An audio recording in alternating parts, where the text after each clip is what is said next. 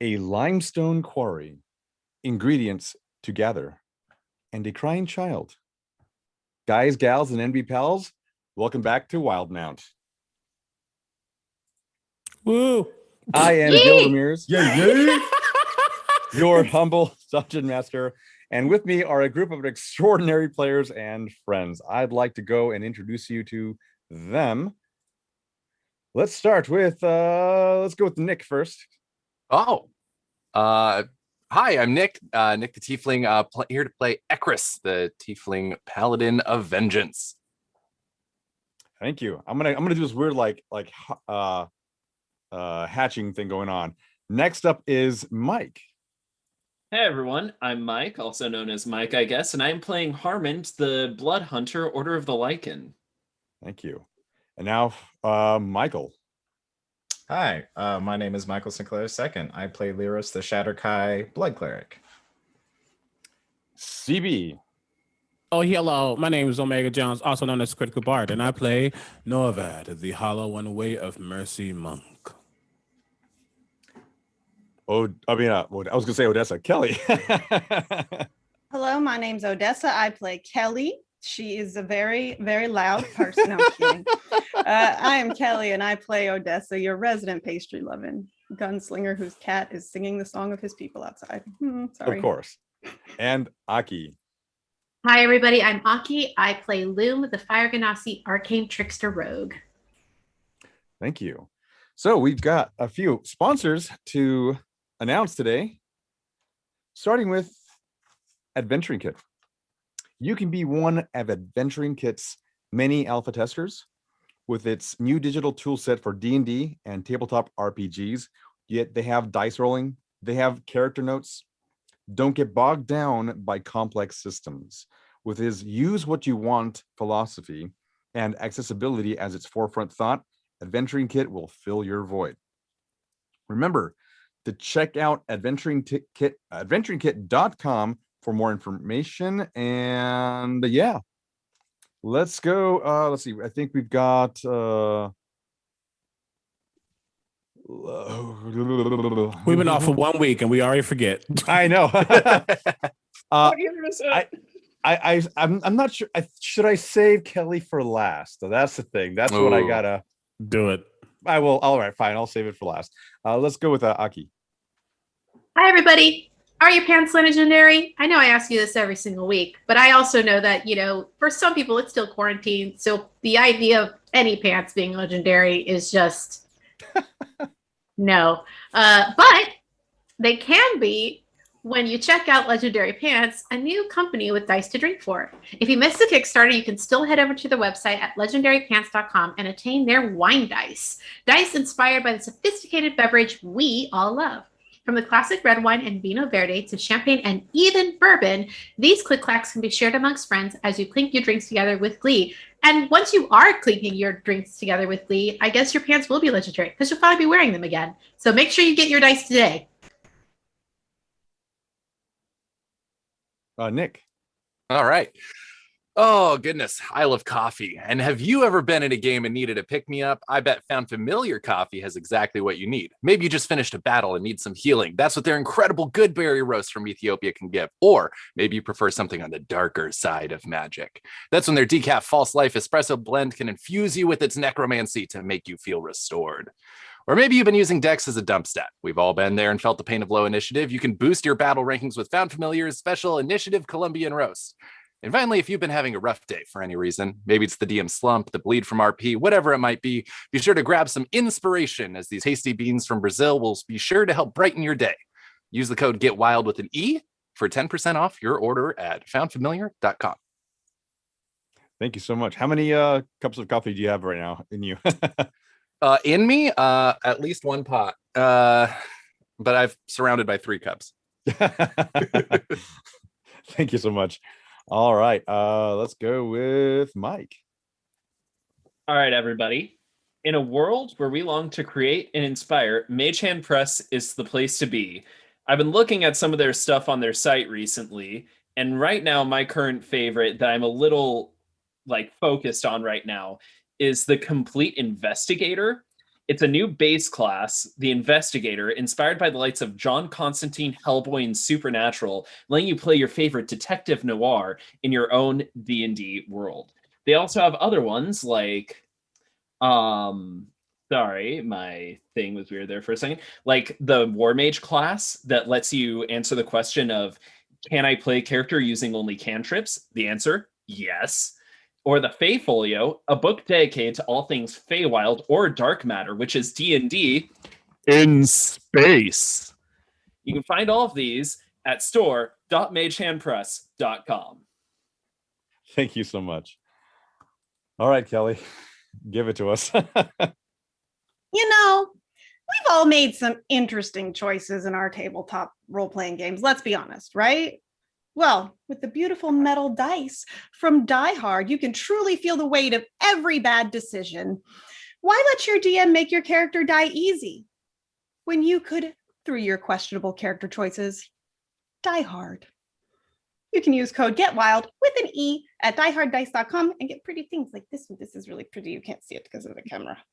I feel so attacked right now. Right? I just came here to have a good I want to time. die hard. Can I just like die like peacefully off like in a And you flower put bed all or that something? on me. Gosh, Kelly, that's not fair. Oh no, I said it was my own character choices.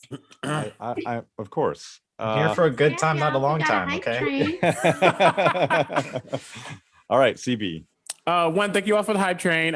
You all are appreciated. Anywho, I'm here to talk about some of our friends. One of those is, hey, D&D, the very system we're playing right now, and the folks who own the property, Wizards of the Coast. If you go over to twitch.tv/D&D, we are hosted right now. So if you're over there watching, hey, friends, thank you all so much for supporting the show. And thank you to Wizards for supporting our journey and putting it on your platform to boost it as well. A big shout out to D&D Beyond, which is our main source of digital content for D&D. Some of us roll dice and die hard. Some of us roll dice in D&D Beyond. All of our character sheets are on D&D Beyond. If you actually hover over the overlay right now, you will see on the side over here, I believe, you will see our names and our characters. You can click on that and check out all the characters if you don't know who we're playing. A big shout out to D&D Beyond, and we will be giving away a digital copy of the Explorer's Guide to Wildemount, which is the campaign setting we are using right now, created by Critical Role. Be here during the break. There will be a code given in chat. Only enter it once. Subscribers have a chance to enter twice. Yeah. Be here for that. Last but certainly not least, a big shout out to Idle Champions for supporting our show. If you do exclamation point code in chat, it will pop up like every 10 seconds. Don't worry if you click it, it doesn't happen immediately. You will see the code that you can put in to get a free Electrum chest in the game. The game is available on pretty much every system out there, including your phone. The code this week is wide-DALT-STO. Again, that is wide-DALT-STO. It will be on our screens as well. And again, in chat, just keep watching. Thank you all for coming over here and supporting the show. Thank you to all three of those amazing companies. And yeah, that's it. Oh, one last thing. This is my channel on Black Lives Matter. If you don't like that, you don't have to be here. Okay, Gil, back to you. Damn straight. All right. I would like to also thank the man behind the curtain, Myth, who is the glue that holds this stream together. Thank you so much, Mythmatic. You might even say he's the man. The myth. The Myth. I mean, for real though. You could say that. The legendary pants. I'm writing a note here. Just don't remind me. All right. Oh no. But I'm gonna die today. all right, folks. If that's all the announcements, then it's time to get wild. Woo!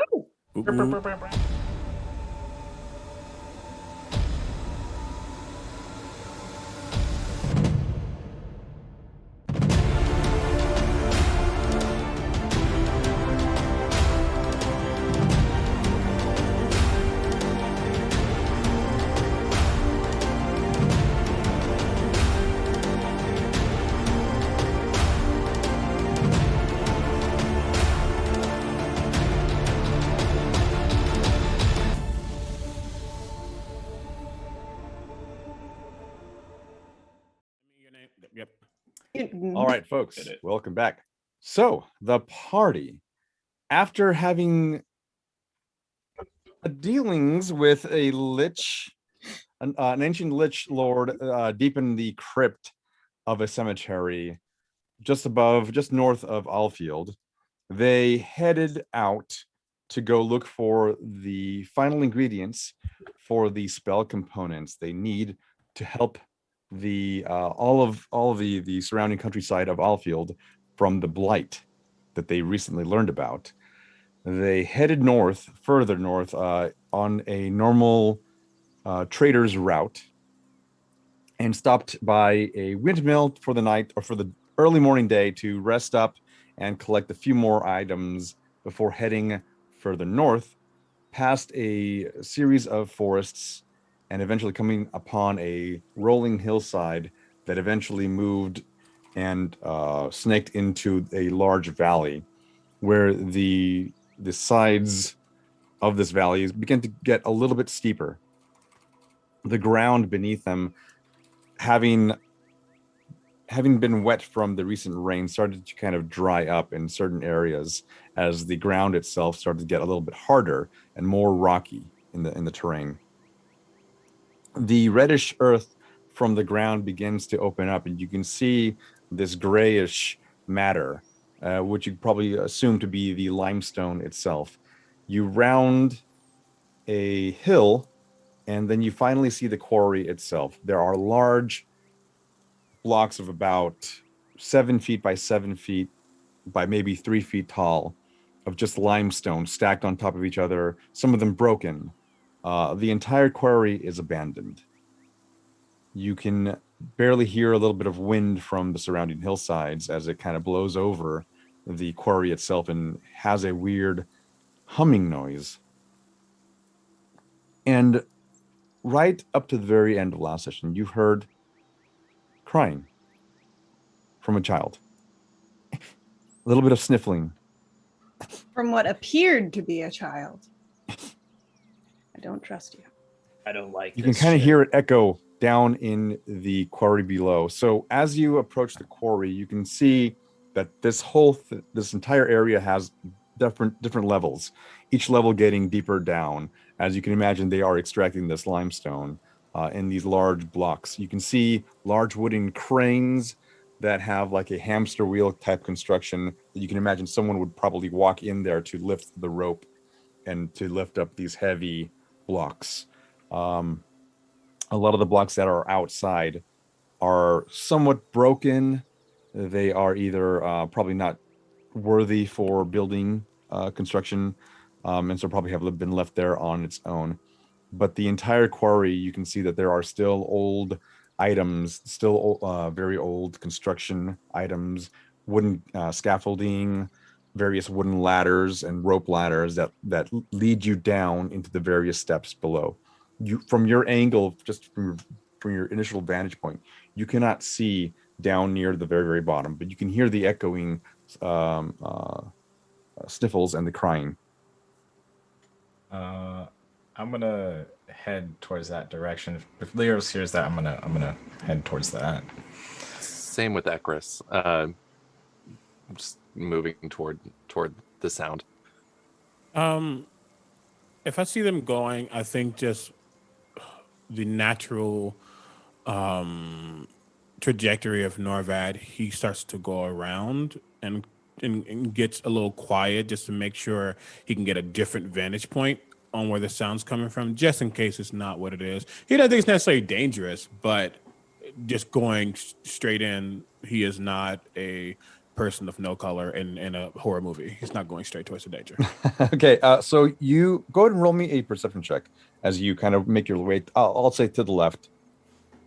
Doesn't really matter which direction. Should I trust D&D Beyond with my dice rolls today? Do it. Okay. Until I get my dice tray back from Wormwood. That is the place I Not live the right worst. now. 17. Okay, with the 17, you're able to look at the majority of the lower levels. I'm going to say you can probably see about the third level down here, and you can see that there are various like small, for the lack of a better term, like mine shafts or cave systems that you think that people have tunneled into to find whether it was like a vein of gold or something, extra from the limestone. And but there are a few of them. There are definitely a lot of these tunnels throughout the area here. Some are marked with wooden beams. Some are a little less carefree or more carefree, and they're just kind of like, pickaxe and shovel kind of thing. But you can't really tell where the source of the crying is coming from. But yeah, you do see multiple openings of various shafts and whatnot. The echoing is obviously getting louder as you kind of get closer to the center there. Does it seem like the noise is coming from inside one of the shafts? Possibly, and also further down in the levels there. Gotcha. Understood. All right. Sorry. So Lirros and Ekris are basically up front now. You're walking down these ladders, and the rain has left a few standing puddles in the area, pretty much throughout everything. There's not really a drainage system in this quarry, so you can see various large puddles that have yet to be drained naturally. The earth on top is still has this like reddish clay feature to it. Everything beneath it, though, is this very very dark gray with a few white streaks throughout it, and you can imagine this is the limestone itself. Who else is following behind Lirros and Ekris right now? Odessa will move along behind them while also percepting that Norvad is doing pincer maneuver. Odessa would like to splash in the puddles because she makes no sound. Okay, so you splash in the puddles and no sound comes out from your general area. Occasionally, a little bit of water will kind of splash on the ground, and it's minimal, but you really don't make a whole lot of sound in that regard. Who is behind Odessa? Just so I can kind of get a little bit of a marching order here. Yeah, I'll follow behind Odessa, and I whisper, "Are we sure this is a good idea? This sounds really fucking creepy." And I think you might have issues. Have problems with the children? little girls. I mean, this isn't a forest. I You mean- don't have to worry. I mean, a creepy small child crying in the middle of the forest at night after some spooky shit's happened. What appears to Doesn't be a really- child. Yeah, I think we should yeah, be very that's- clear that's- about that. Oh, yeah. I mean that as well. Let's just go on ahead. I'm just going to tell you right now, I think the ruffles really do look amazing on you. Thank you. They really bring out my jawline. I don't know. Let's just go. I don't like fashion. Okay. so Oh, you really? make your way down. Loom, where are you in relation? I think, Loom will just end up playing, taking up the rear, but likely they're also sort of faced out, kind of making sure that Looking there's behind? making sure there doesn't appear to be anything else that might be following them in, or like anything they might not have noticed. I also want to make sure that I've kind of clocked the location of like the type of stone we might need to pick up on our way out, so that like if we have to leave this place in a hurry, I know exactly what I need to grab on the way out, so that we right. don't accidentally leave it behind. Roll me a perception check for looking behind, and I'll allow also a investigation as you look back into the quarry to assess the materials needed. Okay, perception check first. See how that goes. Not bad. That's a 17 on the perception check. 17 to look behind. All right, and then for the investigation check, we'll see how that goes. Not nearly as good, but I do still have an inspiration left, so maybe I will use that. Because this is important. A natural 20 for a 23. Okay, so when you're clocking everyone kind of going down below, you're watching Norvad make his way to the left side of this quarry there as he kind of maneuvers through these large blocks and various construction equipment. You look behind and you're looking, through the valley there. You don't see anything. Everything basically, as it was when you were first walking through. You see various birds kind of flying above. You're looking at the ground there. The puddles are still there. Nothing has been disturbed. No new footprints have been added behind your own. You're fairly certain that you're alone. You, in tilting your head back towards the quarry, you can basically see that all of the entire area there, all of the grayish rock is that limestone material. You've been able to see, you've known in your youth what limestone looks like, and you're pretty much certain that everything here is going to be a limestone type of material. You are looking specifically for let me get the exact thing. Exact type of limestone, and I want to make sure I get it right. A dolomitic limestone, and you can imagine that probably near the bottom where you have like this it's just a different layer of limestone, and near there's plenty of shovels and pickaxes, hammers and whatnot for crushing it if you wanted to bring in just a small chunk and smash it.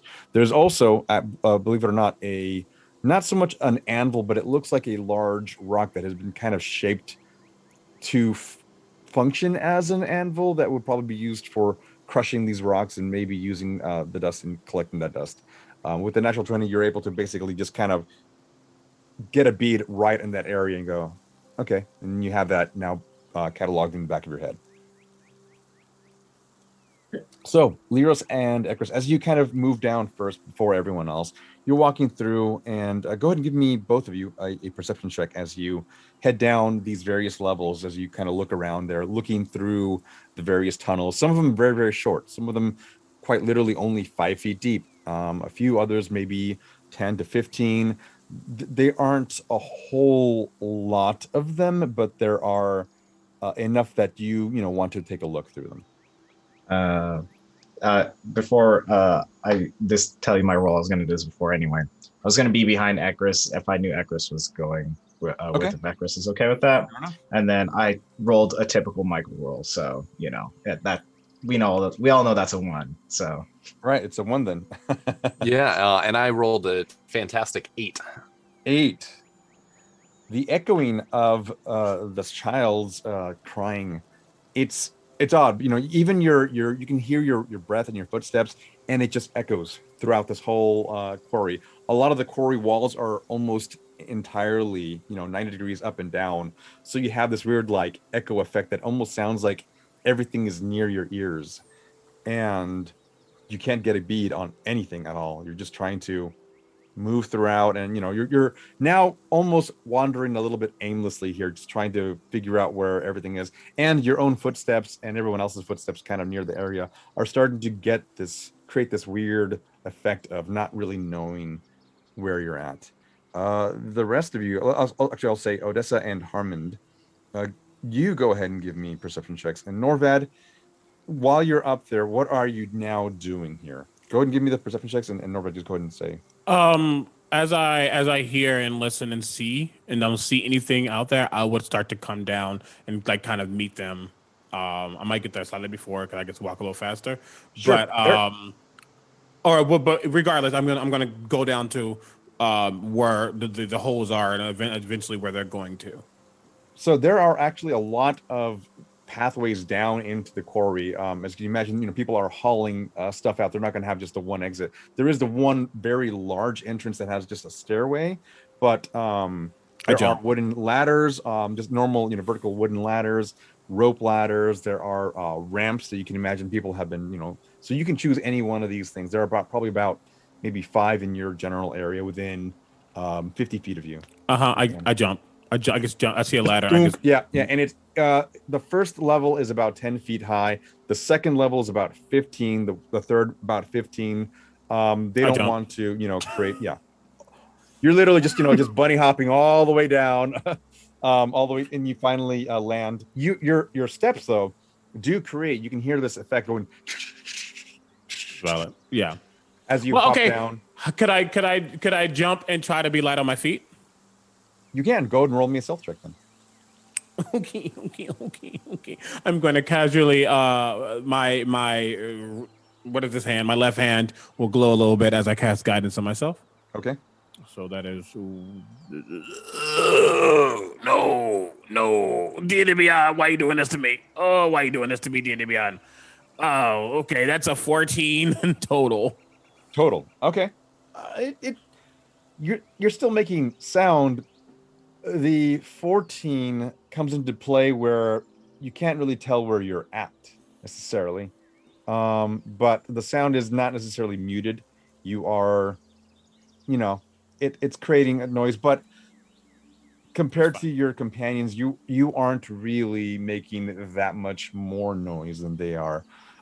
Even still, though, you can kind of hear the dripping of water from one level to the other, where there is a little bit of standing water or puddles or whatnot, and even that is making kind of a loud noise. And again, even for you now in the center of this entire quarry, you can hear that effect of just that. You can't really tell where even you are. It's where you're at physically, but the type of it definitely feels like there are panels right next to your ear as you're moving around. You can hear your breathing, you can hear you're walking, your footsteps, all of that.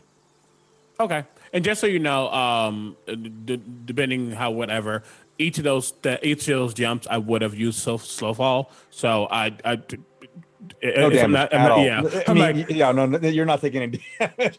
Just so you know, damage, I think, pretty much ever. If from jumping, they can, but it's reduced by an F ton when jumping.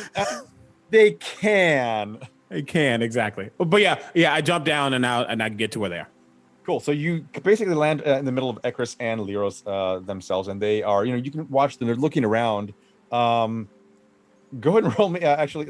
Well, with the 1 and 8 perception checks from Lirros and Ekris, I'm going to say that you two basically don't even hear him coming. He lands right in between both of you and kind of gives you a little bit of a startle there. I want to land right behind them, and just, did you find anything yet?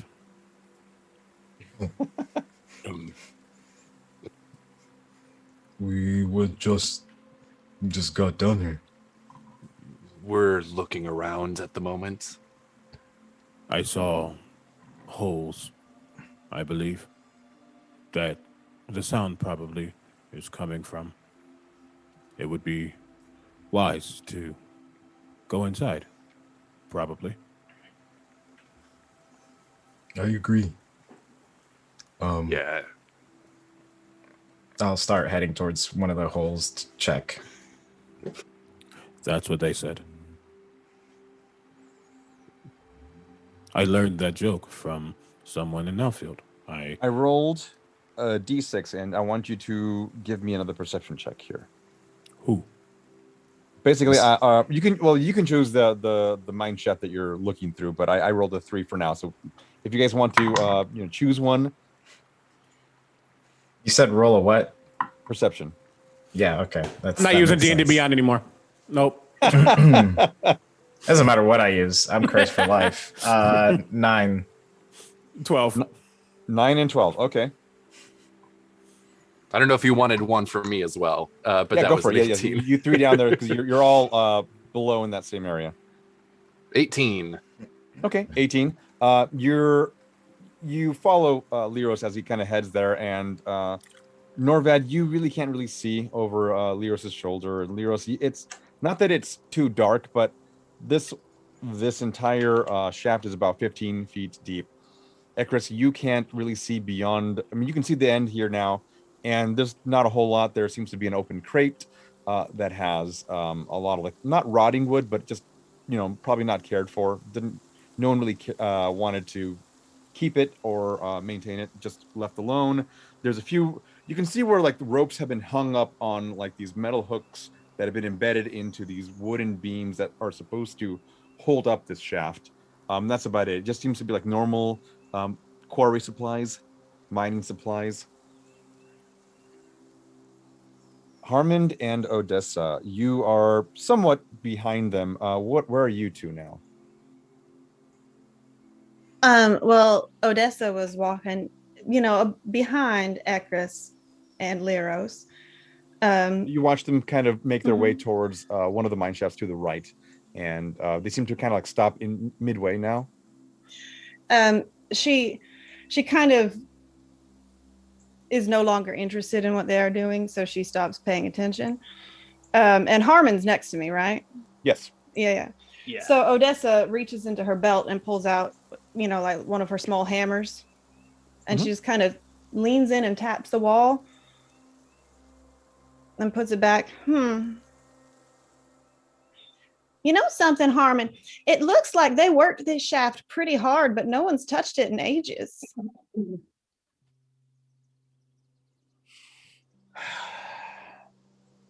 My God, you're right. You started it. I did. My God, you're right. No one's paid any attention to this shaft in a long time. I don't know what we'll find here. Gil's about to kill both Hopefully. of us. Hopefully nothing is about to explode on us. In any case, we should probably continue.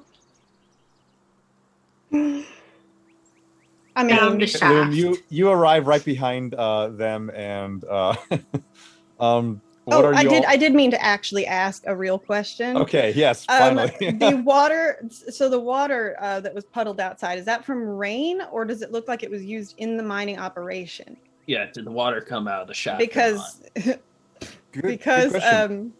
because limestone is very, very soft, and water can be used. Good question. Give me an investigation check here. I love that Kelly and Gil both understand like shit like this, so like it works perfectly. Yeah. That's a big old 8. I'm just distracted by this shaft, and I don't understand. It is a rather large shaft. It is, and I've seen many in my time. How do you know? Looking around this whole quarry. I mean, my dad's a blacksmith. I mean, we got to mean- go to the mine sometimes. I experimented with mining for a while before I became a tavern keeper, so That is interesting to know. I mean, Did your it's a bit of a ex-wife career also change. experience the fruits of your labor? I thought we weren't supposed to talk about his ex-wife. I think Oh. Harmon just came out. I think he goes There both is nothing ways. that Harmon can say about his sexuality that would ever surprise Loom. yeah. I mean, to be honest with you, we already know he turns into a giant wolf, and I think that kind of trumps everything else. Yeah, this is so minor compared to the wolf thing, to be honest. Yeah, get it? Minor. That's funny. Wow. It is amazing we Wow, wow, accomplished wow. anything. Did you honestly not think that when you started talking about shafts, Gil, that this was not going to happen? I I No, might be I playing didn't. a gunslinger, but the spirit of the bard never leaves. No, I didn't. I'm gonna have to rewrite the rest of the entirety of the campaign.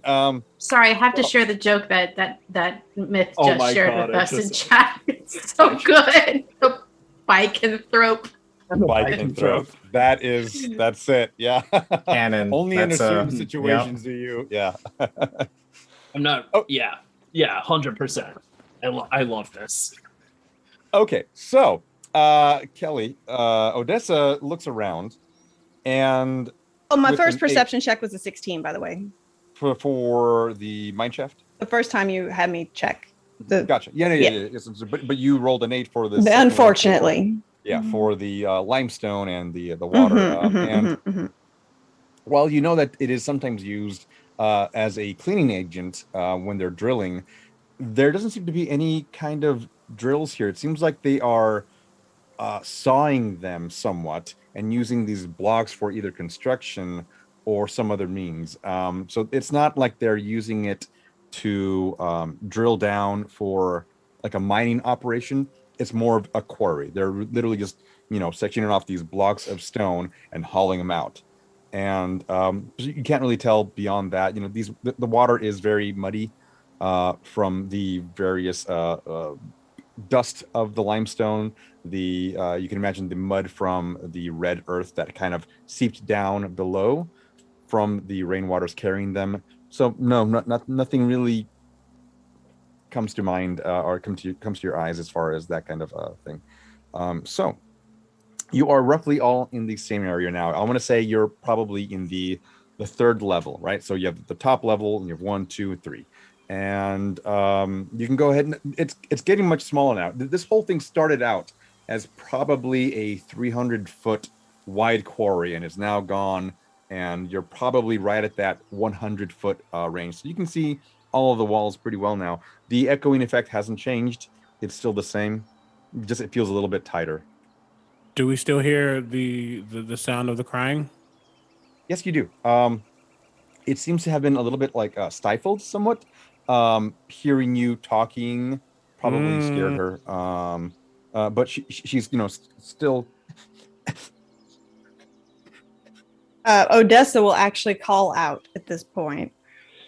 Are you actually a child or are you a demon? And you have to tell us because I asked. I think that only works for cops. Yeah, no, that only works for cops, I think. And it doesn't really. No, my dad told me that if I asked a question and I said honest, he has to tell me. So the rule applies. The crying stops and nothing is. You can't hear anything from the area at all. That thing's a demon. You said it stops crying? It has stopped crying, as in you don't hear anything else.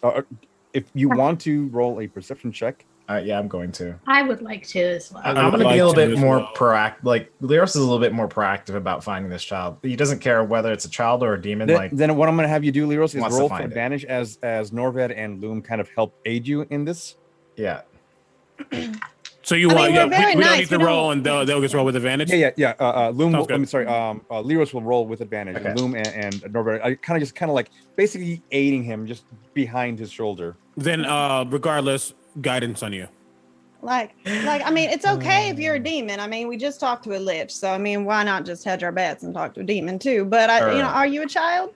You can say something. You went really quiet.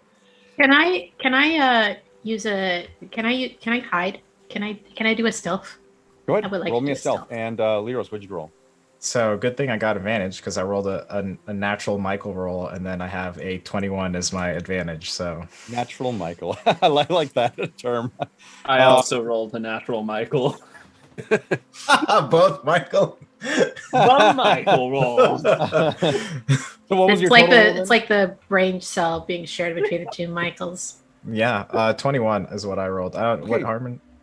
Did you roll? Okay.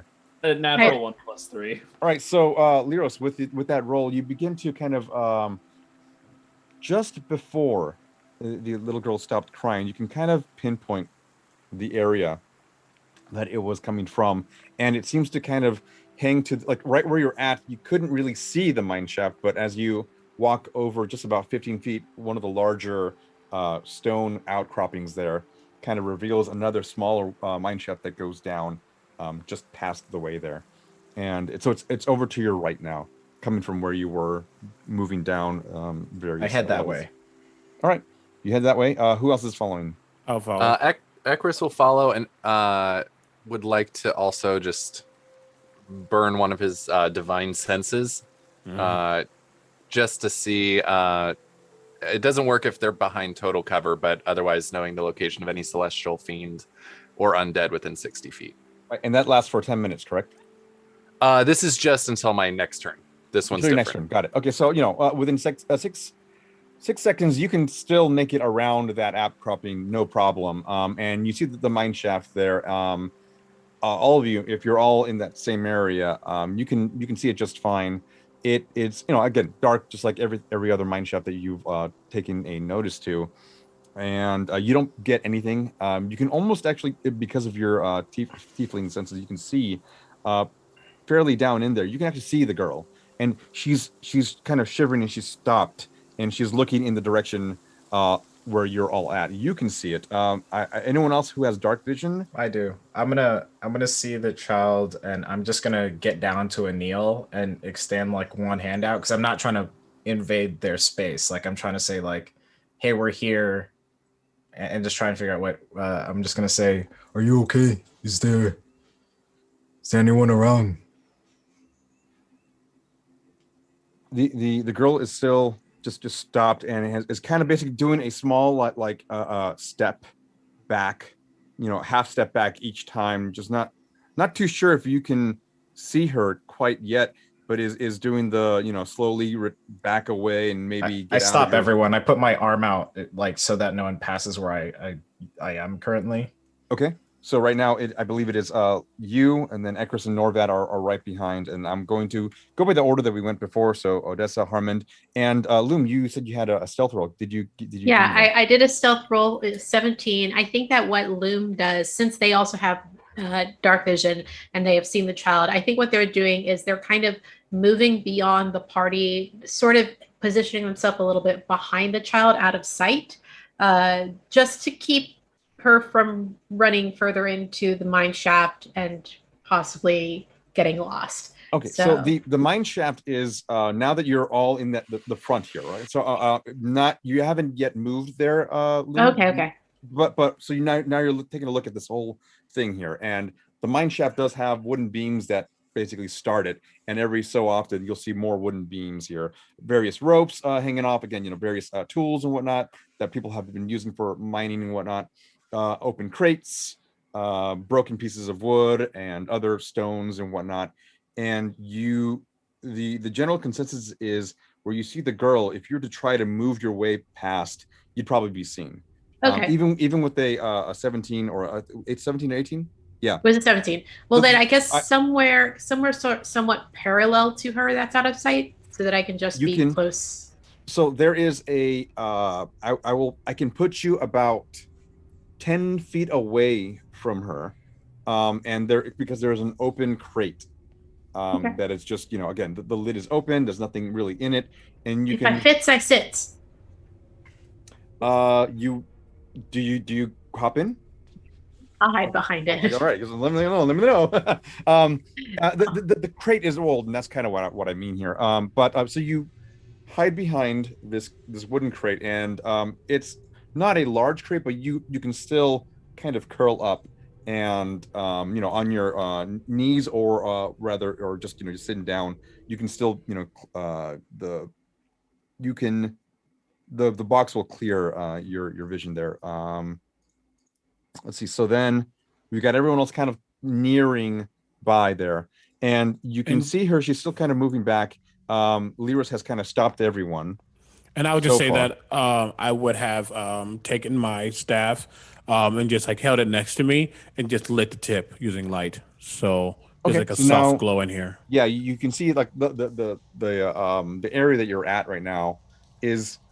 You can see the grayish stone to the sides. You can now see more of the details of the ropes, the tools hanging on the side there. What looks like what was it?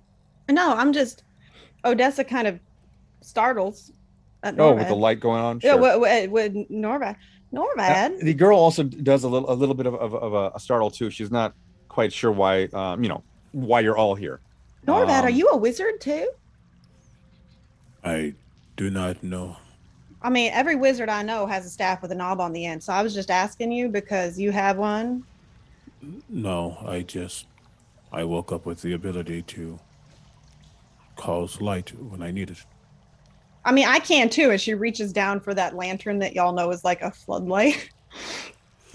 I mean, do you need I do not believe we need more. This is a very soft light. I could not locate visually the child. I do not have the vision of darkness like some others do. Oh, I don't either. It's totally fine. I can't see shit. I can't like this either. That's a really nifty staff. Yeah, I don't recommend that you turn into a wolf. We should probably not scare the child. Yeah, the girl, you can hear her, still sniffling now. It's now much more muted, but and not as frequent, but you'll hear, she's kind of now like up against the wall, just kind of sitting there with her hands kind of clasped like this. Yeah, still kind of shivering. Can I insight, please? I'm just trying to see if they're looking erratically, if they're looking a certain direction, if they seem like they're more tense from they're guarding. Go and roll insight. You can see now, all of you with the light spell. Her dress is a very a tattered gray blue dress. She doesn't have any shoes on, and you can just barely see a little hint of like a small little ribbon around her waist, where it might have kind of tied to a bow, but it's kind of just barely tied at all now. It's that dirty 20. The dirty 20. All right. You're taking a look here, and she doesn't look frantic. She just looks bewildered that she's seeing people at all. She has yet to say anything. She's just wide-eyed and staring at all of you. Mostly you, because you have your hand out. She moved over to Norvad's staff and went back to you. Her eyes did. Oh, okay. It's okay. We're here to help out or assist the. What's your name? My name is Yuki. Okay, my name is Lirros. You're not with them, are you? You're not with the gnolls, are you? No. So are they Odessa's around? face just lights up. Just Okay. Okay. We can take you to safety.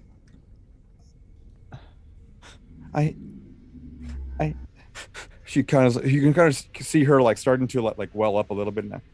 I ran away from home with my little brother. She kind of looks back and does a short point in the back there. You can kind of see that mine shaft opens up slightly, and it has a gradual curve where you imagine maybe it might have been used for a supply stash or like a tool stash. You can see a few small wooden boxes that have been again broken open. So she goes back to you after pointing that out. Gnolls attacked my mommy and my daddy.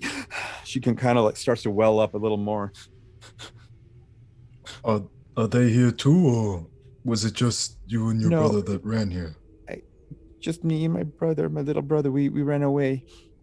I tried to grab some supplies, And she points to a little box there, and from where you're at, you can see the box, and the box is a small wooden box, very shallow, and in it you see a wooden top, like a coin, like a larger than normal coin, so it's probably some kind of special coin, a little toy soldier, and a doll, and that's about it.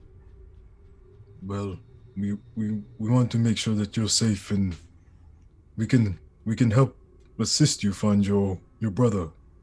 I'm hungry. And She points out over to the where you think that area. Yeah. and my brother is sick. We might be able to help. And I look towards the party. Does anyone have food or anything that we can give? Odessa starts patting her pockets to see if she has any donuts left. I think at this point, Loom feels safe enough to stand up very slowly from where they were hiding, so they don't startle her. And they kind of show Lirros that they have some rations on them. So. I'm gonna take the rations from Loom, and then roll me a d4, Odessa, just so I can. Okay. Loom, you actually, when you stand up, you don't really surprise her. She is kind of not really looking at in your general direction anyway. So technically, you kind of still have like that stealth rolling, if you will, as long as you didn't speak up necessarily, out loud. Yeah, I just show the rations to Lirros. Yeah, I'm gonna walk in front of Loom so that Loom she doesn't see Loom. So I'm gonna grab the Loom from behind. Behind them, I'm gonna reach out and grab it from Loom, and then I'm gonna say, Can I come towards you? Is it okay? She kind of like recoils her hands a little bit more. She's thinking about it. She looks at all of you now standing there. She now, she's taking a good note that there are now 6 people in front of her. Mm-hmm. She's looking down now at your hand, which has the little bit of rations there. She extends her hand, and she's very timid about it, and she just kind of like very slowly reaches for it. And I'm gonna give it the max amount of space that I can actually legitimately hand the ration over. I'm trying to yeah. let her You're have as sending much full arm space as out. she. Sure. Yeah. She takes it. She stares at it for a while, smells it, and I mean, almost like immediately after smelling it, then she stops and she's about halfway done with all of it, and then she stops and goes, "No, for my brother too." You can hear like a little bit of a grumbling, down in her stomach as she. I'm gonna grab my water pouch and also extend that out max distance. She's kind of like turned away now, and she starts to like run. She starts to like not really skip, but you can still there's an up. There is a lift to her step. What? A pep. Yeah, there's definitely a pep to her step, and she can still kind of like begin walking towards her brother. Goes and she looks back at you. Goes, you can come see my brother too. He are you a doctor? Looking at you, Lirros. Not by the physical means, but I can help assist with healing of sorts. Maybe you can help Yuki.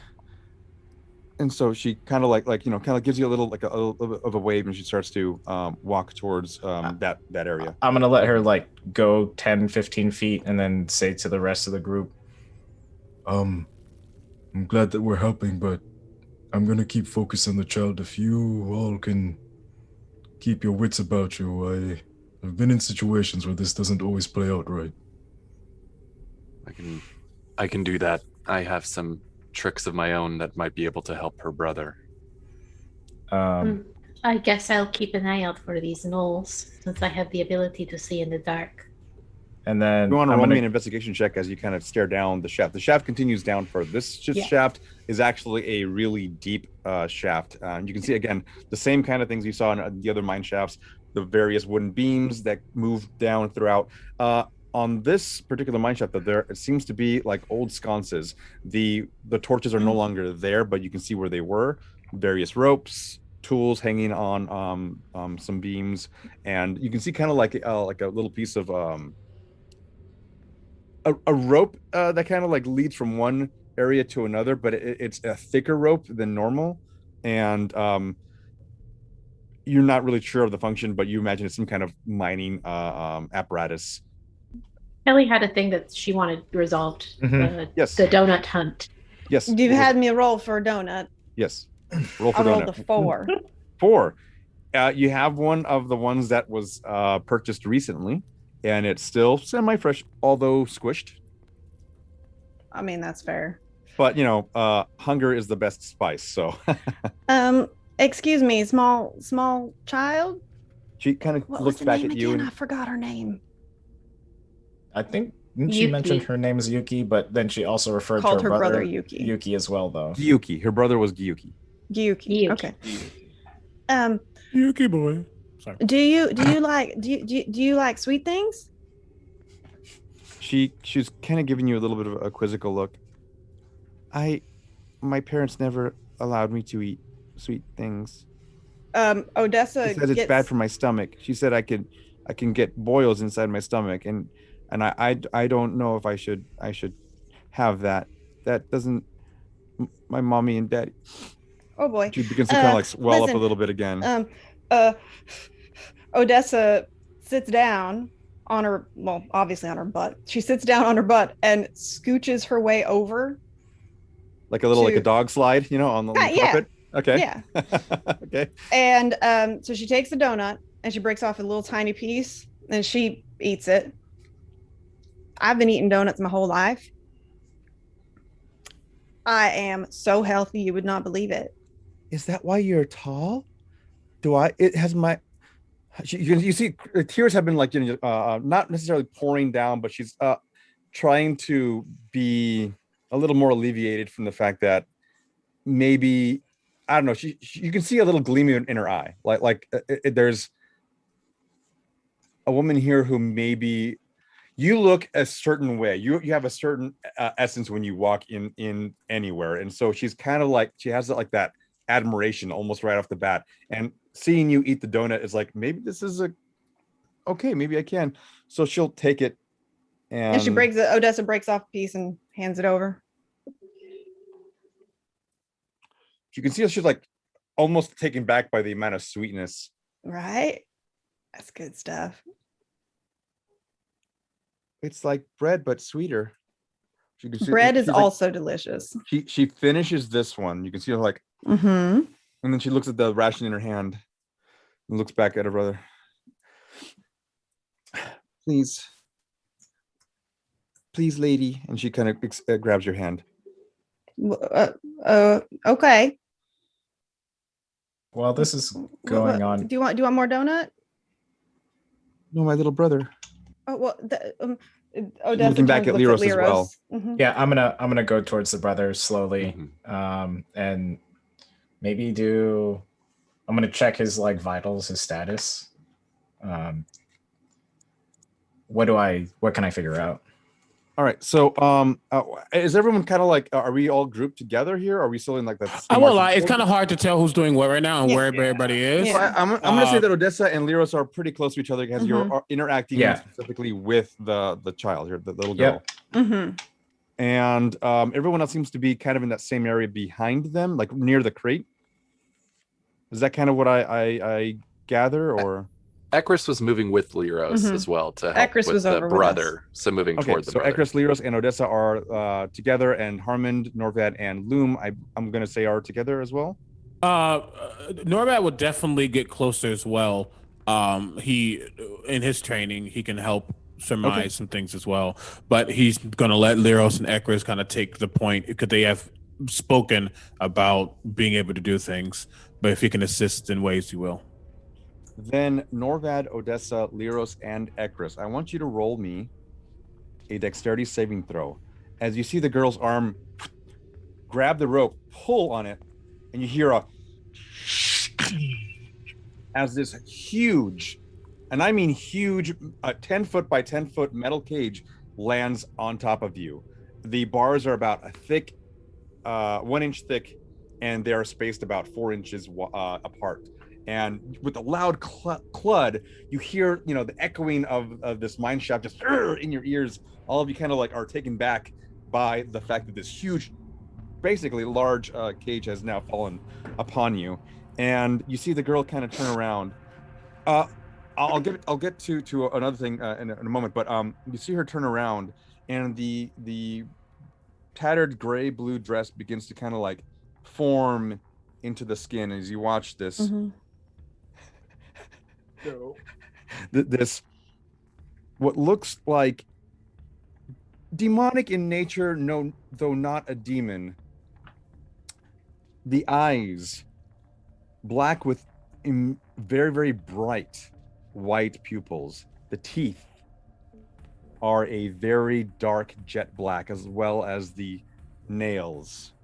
And you can see the tattered dress kind of forms into this brownish, just simple like peasants kind of clothing. Has a little bit of a cloak, and is now rising and rising and rising. And you can see this thing now start to loom over about this 8-ish feet or so. And you can hear him. Nogu will be pleased. Who? I can't wait for Fucking you do to it. meet him. Well, you won't be alive for that. Nonetheless, now stay still. And you watch behind one of the poles, he pulls out this large glaive, and he begins to point it at you. Everyone roll initiative. Hold on, before wait, we what get was there, the dex? before that, yes. Hold on. Yeah. Whoa. A lot of stuff has happened. Like deck saves. You made us do deck saves. Yes, and didn't bro, tell yeah, us- throw deck save. Yes. Yeah. 27. 18. Let's say again. 18. 24. 18. 18, 15, and 24. Natural Michael. Oh. Hold on, Harmond and Loom, you're actually you're okay from making this check, but Odessa, Lirros, Ekris, and Norvad had to. So Norvad, you're okay. Ekris, you rolled an 18. Mm-hmm. Okay, Odessa, you rolled a 15. 18. And then 18. Okay, and then Lirros. Natural Michael. Natural Michael. Okay, so you hear the clanging above you before it falls down, and Lirros, you're the only one that actually gets captured here as it Makes goes sense. Checks out.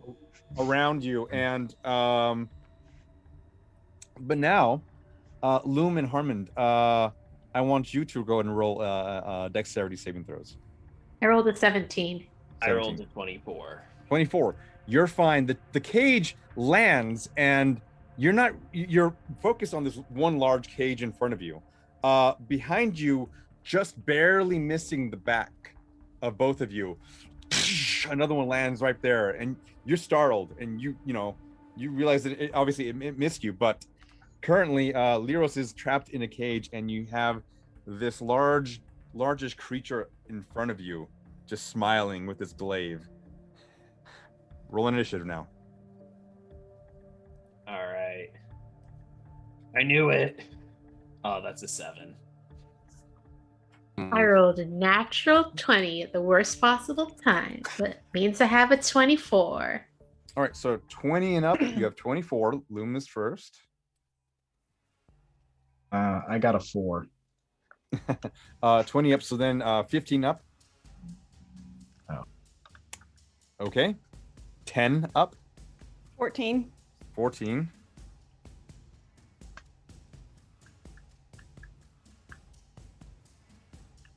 Uh, 5 up. 8. Got a 9. 7. 9. 8. You got a 7. Okay, I Harmond got got a 7. 7. Yeah. 79. It's so effed up. D&D Beyond. It was an 18. It like stayed on 18 and then boop 4. Like you're a dick. And then I got a 4 if you didn't get that down from over. Oh, yeah, so 4 for Lirros. 7 was Harmond. Them good old cleric I'm rolls. putting D&D Beyond in And 8 dice was now. Ekris. I didn't cleric rolls. That's all. I me. got a 9 from You got a 9. Ekris. Okay, so Ekris got a 9, and then Norvad got an 8. Mhm. Yes. Okay. And really quickly before we go forward, because again, a lot of stuff happening. What was the name she said again? Yuki. Her name was Yuki. No. She said someone will be pleased Oh, to see oh, us or yes, whatever. yes. The creature. Jinogu. Spelled No. YeenoghU. I'm loving all of these Japanese inspired names right now.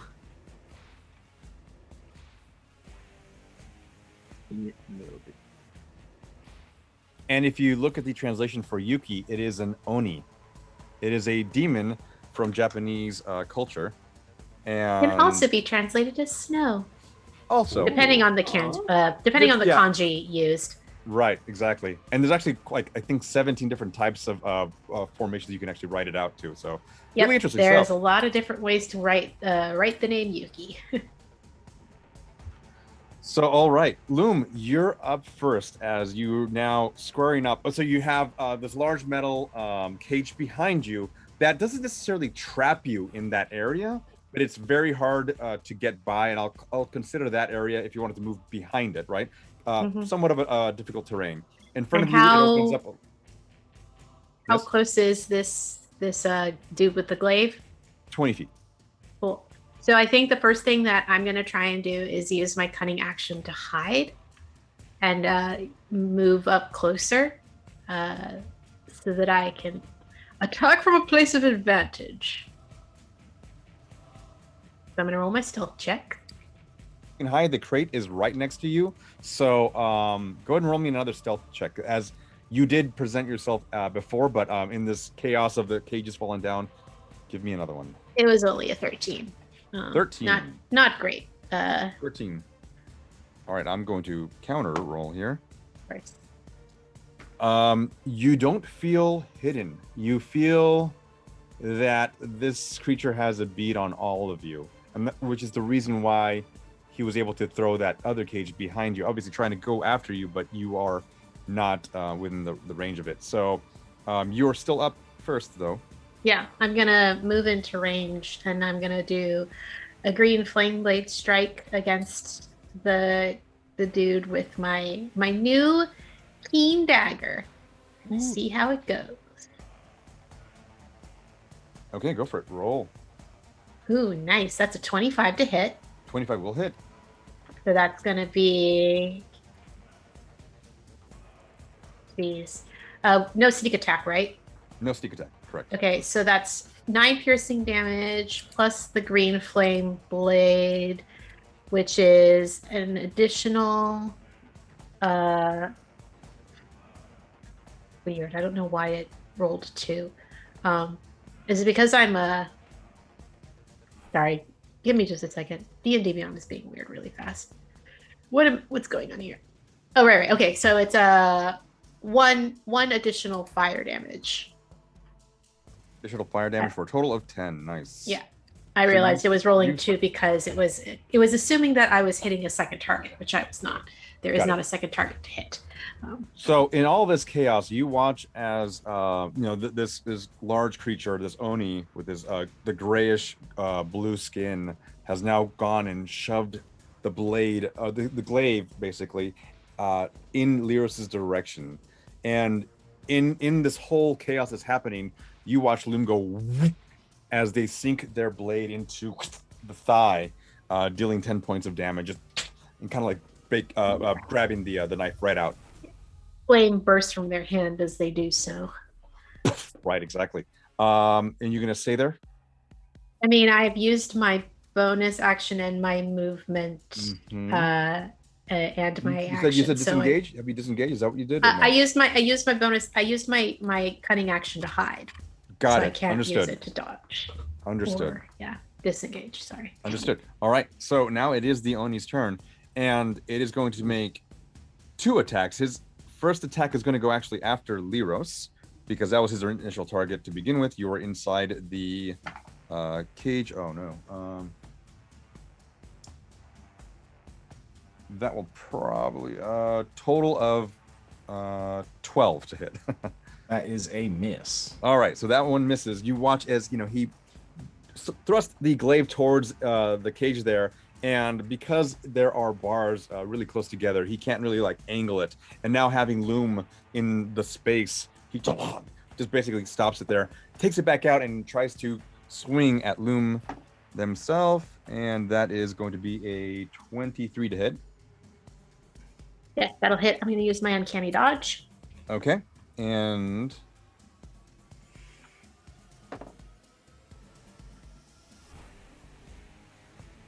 you normally would have taken 19 points of slashing damage from the glaive. Just basically, he kind of like does a little like flourish in front of you and or in front of him, and kind of cuts you in that way. So you take half that basically, right?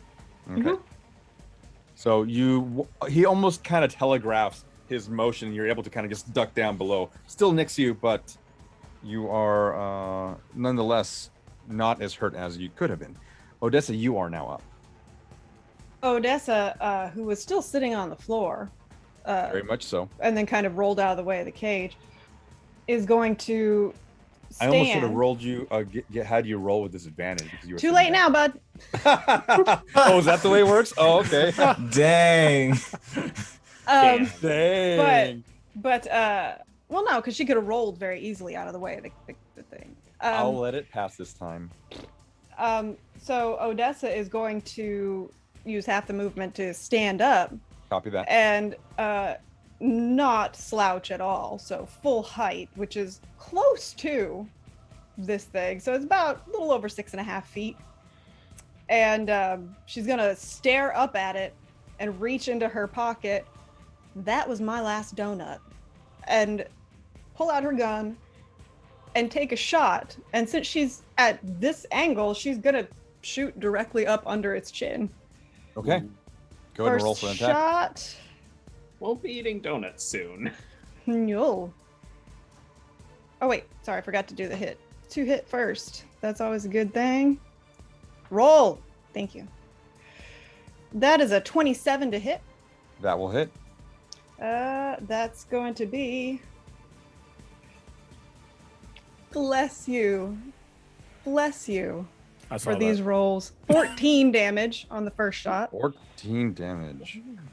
I'm gonna action surge. Of course. Oh wait a second. Before I'm gonna do my second attack first. Yeah, I was like, do you have a second attack? Oh, don't worry. This is yeah. Second attack. 24 to hit. 24 hits. That's another 11 damage. And now we are going to action surge and take a trick shot, a dazing shot, and again. Gunslinger. What was that? So we love one gunslinger. You know, I'm just saying the whole dexterity roll that I got on my stats is great.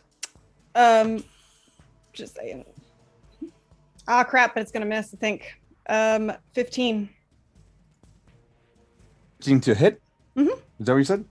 That one will miss. Yeah, that's what I thought. I have yet to actually land one of these trick shots. Incidentally, everybody.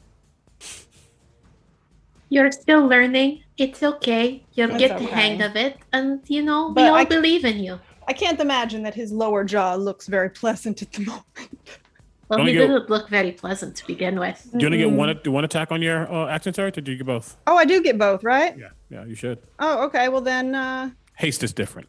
that's different. Well then, yeah, I guess I'll try again for the dazing shot. At first, you don't succeed. 20. There To we hit. go. When you will hit. The damage is only going to be 7, but they need to make me a Constitution saving throw. Natural 1. Ooh, They now have disadvantage on all attacks until the end of their next turn. nice. Advantage. Oh, you're awesome. Very, very And then nice. Odessa will use the rest of her movement to shove the other half of the donut in her mouth. Okay. Just Very as a important. bonus action, just Like shove. defiantly, just like, All mhm. right. Yeah. Crumbs going Like, down. I yeah. can do this and you can't. Uh-huh. Victory is sweet. Okay. Yeah. Pow, pow, pow, pow. Basically unloading on this creature in front of you. One of them does miss, but you watch as begins to kind of riddle the body of this creature. Blood begins to pool out immediately, and you just watch him kind of like just flex his muscles, like almost like tense them in a way. And he's now hurt from it, but still standing. And it is Ekris's turn. You are really close by. I want to put you like 15 feet away, or give or take. So Okay. you can easily close that gap if you wanted to. Yeah, I'll just kind of sprint on over, kind of lighting up my greatsword as I do, just charging over and being like, I see Odessa unload on it, and just run up and start swinging at it with my greatsword. Then I just realized I just exploded a lot of jaw and I'm very dirty. That's gonna be gross. Got a lot of Just- Oni blood on you. Well, Yep. you're actually kind of you're not that far. Oh, I mean, you're within like 10 feet, right? Yeah. Yeah. So I mean, it's still on you. It's just not all of it on. you. Yeah. Okay. Right. Go ahead, Ekris. and just kind of like taking out the greatsword and swinging up and being like, "We were trying to help." Okay. And go ahead and swing that mighty so blade. 2 attacks there.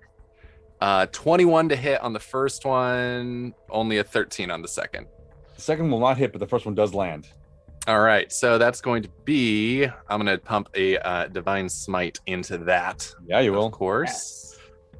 So that's just going to be a first level. There we go. So a total of 16 points of damage from that, with 6 of those being radiant. 16, and then 6 of that being radiant. Got it. Whew. You watch. So the first attack does miss, as you can. Basically, he parries the blade with his glaive. Just you hear this loud clang throughout the entirety of the mine shaft, and using that momentum though with the parry, you bring it back around again and cut into his thigh, just above where Loom had entered with their dagger. And you watch as he winces a little bit. Okay, and Norvad, seeing all this kind of unfold before you, you're hearing first of all the gun being very, very loud, and even the parry itself having its own loud noise in this confined space here. Where are you? Yep. As he easily evaded the cage, is the top of the cage like stopped by the ceiling, or There is just basically the weight of the cage is what's holding everything down, and these cages look really heavy. They're 10 by 10, right? And also, I want to say maybe 8 feet tall, or give or take. I guess I'm asking how much space is between the top of the cage and the ceiling of this. Okay. Thing? If you wanted to get up onto it, it would be you'd be crouched, but you could do it. You'd be crouched. But I guess I'm done. Yeah, I just want to get to it without. I mean, I don't think there's a lot of space in this place. So if I have to go over and get down to it, I will. You're able to do it. It's just I don't want to say you take a half movement from it, but it's a thing. I'll probably have you roll a check for it. To see how well you kind of Well, if I don't need to, I won't. I just wasn't sure how big this space was. Okay, gotcha. So the cage in front of you, you have space around it. Absolutely. Gotcha. Cool. Great. Behind you, you don't. The cage behind you almost takes up the entirety of that space. You have maybe a foot, maybe, and the cage is also kind of at an angle. It didn't really fall down straight, so you'd have to probably clear it to get a lot of you out. Loom could probably make it no problem, basically, between those cracks, but everyone else will have a little bit of difficulty. The cage in front of you, you have space around it, no problem. I can make it a little bit as well. Regardless. Live. Yeah, he's actually very. So, anyway, I will get around pulling out my quarterstaff, and I will immediately kind of spin it and hit him in the side. First attack will be. I'm going to use D&D Beyond. I don't trust you. The 20 to hit. 20 to hit. And that's going to be 7 points of damage. Second attack, as I crack, and I kind of use the second hand to jab it upward, kind of hidden his the rest of his jaw that hasn't really been shot off yet. 15 doesn't hit, I believe. Correct. No, 15 does not hit. However, basically what you do is you hit it, you went to go hit him on the side, and you went crack right in his rib cage. You see the opportunity, you go right underneath, and he sees it. He actually by proximity of him wincing from the first blow causes the second blow to kind of miss. But go ahead and roll for. Oh, you did. You no worries. Yep. I didn't get hit the second time. No. No, but did you roll? You rolled the damage, right? For the first one, yeah, it was 7, right? It was 7. Yeah. 7. All right, cool. So the first one collides pretty strongly. You think you maybe broke a rib or two. Sounds good. It was a solid hit. Fury of blows using a key point as I take that down and just kind of kick him with the heel of my foot. Go for it. 20 to hit. 20 will hit. I'm going to pump in a hand of harm or a foot of harm. So this is going to be firstly, ma'am, go away. This is going to firstly be 9 points of bludgeoning plus 7 points of necrotic. 7 points. All right. Your foot, you watch a small little darkish cloud kind of begins to kind of emanate from your wrappings, and as you go to kick, you basically do a snap kick right on his inner thigh, and I think what I actually do is I hit him in the front of his knee to make him buckle. I need him to make a Constitution saving throw. Got it. Cool. So and you watch the footprint is still there, and it's darkened, almost like blotted with a grayish energy, and he's going to make a con save, right? Yes.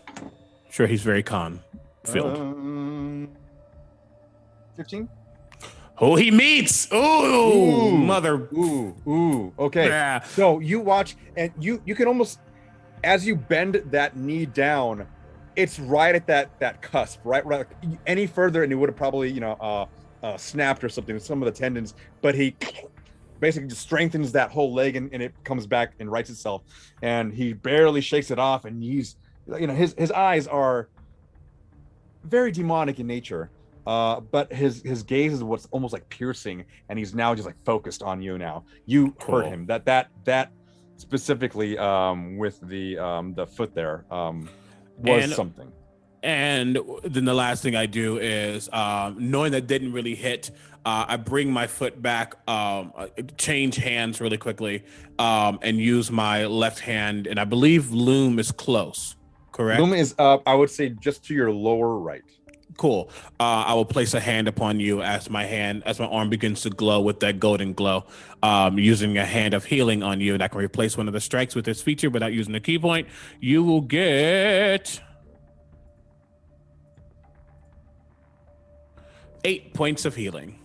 Well, damn. Wow. Nice. A hero.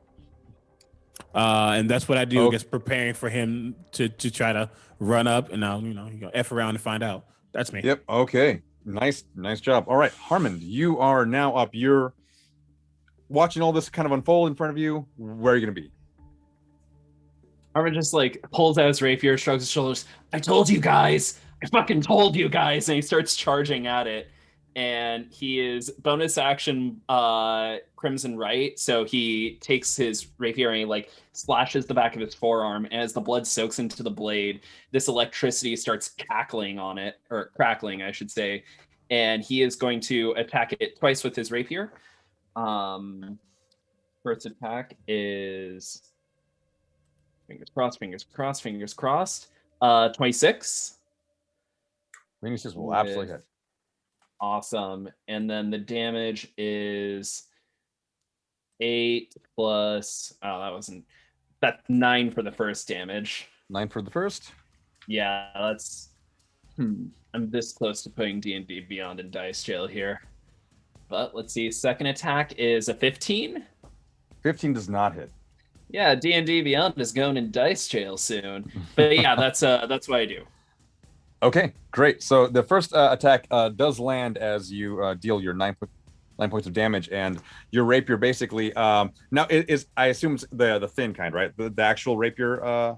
Yeah, it's an actual rapier. Okay, so you go ahead and you kind of lunge in, and you're trying to like find a tender point in his muscle structure there, and you kind of take him right as his bicep, and you can see it kind of like almost deflate a little bit as you puncture it in a little bit, and he immediately tries to jerk back a little bit, and he's very, very angry. The second attack does miss as he begins to kind of wildly fling his glaive around. Now he's kind of almost a little bit of a defensive position. He was not quite sure this was going to happen, basically.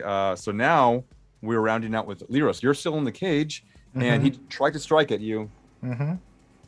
What do you do? We're in combat. I'm in this cage. I don't think I'm getting out of this cage anytime soon. So I'm going to cast Toll the Dead, but I'm going to try and grab the blood that got splashed off Odessa and siphon it over to its ears.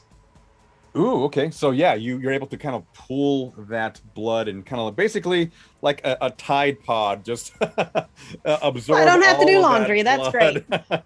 great. And all right, go ahead and you roll wisdom, I believe. I roll wisdom. Yeah. Oh, 20 total. Yep, that's a nope. Nothing happens. Cool. Nothing happens. Natural 19 plus a 1. So that was my action. I don't think I have any nice bonusy. Well, I actually do in terms of. Actually, I haven't done this before, so you tell me. I'm gonna try and use Blessing of the Raven Queen. So it says once per long rest as a bonus action, you can teleport 30 feet to an unoccupied space you can see.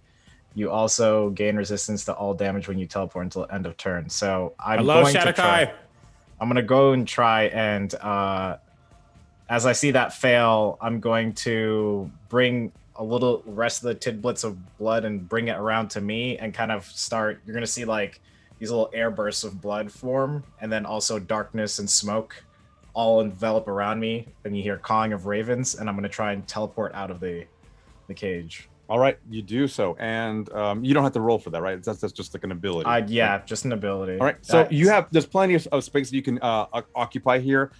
This room kind of not room, but the manship did open up a little bit to reveal that like supply area right before it goes down to the main shaft. So I'm gonna get behind some of our beefy people in the party, so you can. That's easily to do. I'll have you there, and everyone can kind of see like these blood pools kind of like whoop, whoop, whoop, whoop, whoop, as it begins to kind of encircle him, and you hear the cawing of these ravens as now he is basically kind of amongst you, behind everything, but amongst you now as you're all attacking this creature. And you hear Odessa go, "Oh my God, Lirros, you're so cool." Pay attention, Odessa. Oh, I'm sorry. All right, Loom, you're up. She is. All right, just as we're gonna ADHD as me. we're gonna do another stab here, Stabby stab. Now that this thing is surrounded by folks, hopefully I can get my sneak attack. You can. Cool. Natural 20. Oh, get it. All right. Roll that damage. Woo. Yeah, for a 28. I'm doing much better than I was doing 2 weeks ago. So let's see, that piercing damage is 7 times 2 is 14. Sneak damage is 12. Times 2 is 24. So we've got 14 plus 24 is 31, right? No. 30. Sorry, I can't do math. 14 plus 24 is 32. 14 that's still plus not right. 24 is 38. 38. My Yes. God, I can't do math. y'all. Listen, I'm just glad I was muted because I was given a totally different answer. And then my green I went to flame, music school. my green flame blade strike is 6 times 2, so that's another additional 12 fire damage. An additional. So you have 38 plus 12, correct? Yep. Mhm. So that's Ooh, 40. yeah. You 56. in watching everything, you know, basically this creature is being harried by all different sources, right? Watching this blood kind of move around and the blap blap blap from Odessa's gun and the sword and all that, the cracking of the ribs, and you just basically you're standing kind of like beneath him, and you're like, oh yeah, that right there, that's a good tendon, and you just go and you sink it in, and it's right in like the inner thigh area, like that one big tendon that basically closes that leg, right? You sink it right there, and you watch him wince immediately. He almost buckles if it weren't for the fact that is that your only attack? Yeah, I only get one. Okay. But I can use my bonus action to disengage, which I'm gonna do. Okay, how far are you going? As far away as I can. I'm gonna move. I'll put you back near the crate Yeah. that you were at initially. Yep. Okay, cool. Getting the heck away from that guy. Let's see. I'm going to say it at like the top of the round here. Norvad, with your passive perception, as you're kind of sitting there whacking away at this thing, you can actually see a moving pile. Mm-hmm. It's clothes. You're not sure, but it's in the far corner of this area here, where the little girl was basically walking towards. And the sick little brother. And the sick little brother, potentially. Yes. So, good to know. You watch as this Oni basically kind of like retract, and he buckles down from that initial wince, and he kind of like holds on to. You see now a little medallion there, and it looks like a carving or relief of this canine creature. Looks like a werewolf or a dog or a wolf, and you watch him kind of like steel himself for a second, and you watch the wounds that he had received begin to close up, including the jaw. Begin to basically still with a little piece of donut on the end of it there, but just begin to kind of coalesce. And that was a mistake. He holds his hand out, still holding onto his glaive with the other hand. He holds his hand out, and everyone, I think it's everyone, except for Lirros, because you had moved to a certain area, like kind of like adjacent to your pals there. Yep. Everyone else, though, I want you to do nothing. Yeah, of course. Make a Constitution saving throw. As he goes and casts this very, very cold spell in a cone-like shape. Who all needs to make that check again? Everyone but Lirros. Everyone. That's a Wait, dex can I check. Is that again? Check. It's a Constitution. I Con. believe. Constitution. Oh no. Oh boy. I'm not a fan of that shit. Nope. 21 for Odessa. 21. Okay. 15. 15. 7. 7. 17? 17. 5. 5. Okay. Norvad and Loom, you're taking the full brunt of this. Everyone else saves for half. It However, was almost a natural 20. I hate that, man. I wasn't even close. I am not using D&D Beyond anymore. I You mean, said that already. I sat here and mentioned that I was doing pretty well so far, and the dice immediately turned on me. So I don't have evasion yet. It's why I stopped using D&D Beyond dice. So, Loom and Norvad, you're taking 22 points of cold damage as you rush. The air around you begin to solidify into these cold, crystalline ice needles, basically, just kind of riddle all of you. The rest of you are taking, I said 22, right? So the rest of you are taking 11, but you still do take. One is merely a popsicle. Their lava lines, like, kind of dim significantly. Okay. Like, Yeah. When lava hardens, lava hardens, and my lava lines. Okay. I thought you said lava lamp. When lava starts to cool, it starts to. Yeah. Yeah. Okay. So, do you take additional damage from that? Is that what you're saying? No, I'm just saying that I only have 6 hit points left, so it's not great. So he begins to lower his hand, and he looks beneath or around this whole area, looking at you, Loom. And we'll take the glaive and strike it down on you. He's going to. Loom is way in the back. Yeah, I'm sorry. Yeah, my bad. I'm sorry. I got. Yes, you're right. Yes, You're trying to mollymop Loom? Don't you even? I got the hickety heck out of dodge for a reason. Also, it just used an action and gets another attack. Yep. It's a whole different thing. It's yep. 2. Mm-hmm. I'm not a fan of that. So Norvad, actually, you're right beneath him. Still, after having done that. Norvad and Odessa are right beneath him. And Harmond. And Harmond. Yeah, well, I think you're all there, but Norvad is like out of the first people that kind of like went at him. Norved's just in the very center there. Let's see, total of. Looks like I got a job to do today. 22 to hit for you, Norvad. It does hit. Okay, I am going to roll damage, and it is going to be. Lirros goes from party member to party member asking for their insurance cards. Can't help you. You don't have the good insurance. Okay. I wish that one of the aspects of being a fire ganassi would be resistance to cold damage, but no, cold damage is not fun for us fire folk. Norvad, you take 17 piercing? Yeah. Slashing, sorry. Slashing damage as he goes and just strikes it down on you. Norvad definitely gets down on one knee as he gets stabbed through his body. Okay. He'll look good. He will take it out of your body there, and it is Odessa's turn. Odessa, as her first action, is going to reload.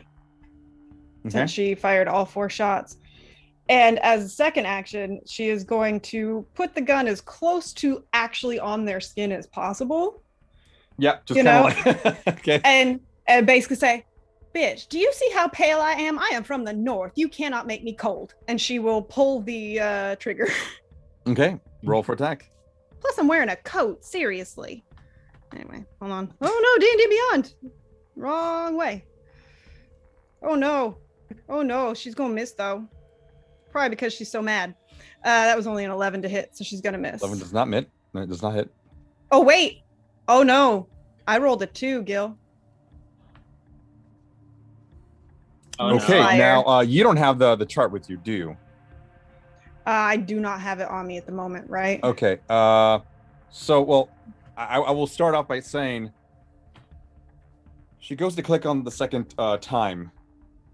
Close proximity. It goes off. However, the barrel explodes, and you see now the breach from where she normally enters the bullets and whatnot is now just the metal is somewhat flared out near where the trigger assembly is, and it has been rendered inoperable until she can take a full action to repair it, I believe. I think so, yeah. Yeah. Yep. Oh, wait a second. no, I can do it. I can do it in combat. Okay, I wanted to just make sure. But I was going. Yeah, we'll talk later. But yes, for now, yes, that. Okay. So it moves out and like basically the right where the trigger assembly is, like there's like two pieces of metal that have kind of fallen down onto the ground that would complete the whole piece, but now are on the ground. So Odessa, that is your turn, correct? Yeah, because that is both my attacks and I already action surged twice. Okay, Ekris, you are up. You watched Odessa's pistol, or it's kind of like a pistol, right? It's like like a long bore pistol. It is. It's basically it's about the size of a 357, but the barrel only holds 4 shots. Copy that. All right, but you watched her pistol basically destroyed. Where are you now? Oh gosh. Okay. How far away is Loom from me? Behind you, about 15 feet. Okay. I'm going to. I see the kind of blast of cold damage that they took in that. I'm going to, and the massive amount, or the bit below, I think that Norvad got hit with as well. I'm going to bonus action cast. I turn to Norvad. I'm like, hopefully this helps, and cast Shield of Faith on Norvad to give you a +2 to AC. And then I will run, taking an opportunity attack if needed, to Loom to get to their side. And so I don't know if they get a swing at me. They definitely do. And with the large reach of his glaive, he will attempt. That is a 21. 21 definitely hits. Okay. Low numbers.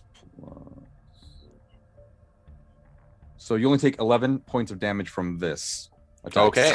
As he kind of like sinks it right between your armor and your neck there. All right. And then I'm going to say, you've been doing great. We need you in this fight. Get back in there and just lay on hands for 20 points of healing to Loom as I just kind of clap my hand onto their shoulder with my action. You're all the best, and I love you. You take 20 points of healing just as you watch that large glaive wound, the large wounds from all the ice shards around their body begin to kind of heal up, and still damaged, but not as damaged as there is the flame is rekindled in their eyes. You watch their skin begin to kind of like glow up again, and all right, always so a glow up. Yeah, glow up, yeah. So now Norvad, you're next. We have Harmond on deck. Norvad doing very, very horribly, but the worst part is it's not much of a difference from his norm. And he coughs, and you see some black blood come out of his mouth as he kind of pseudo rages, attacking 4 times in succession, as he attacks twice with flurry of blows. Yep. Yep. Kind of Hitman style. Go for it. Roll. Yep. No, ma'am. That's an 18 to hit for the first attack. 18 does it. Second attack is a 27 hit. That hits. Great. Fury of blows, and I am going to pump a Hand of Harmond to him. Okay.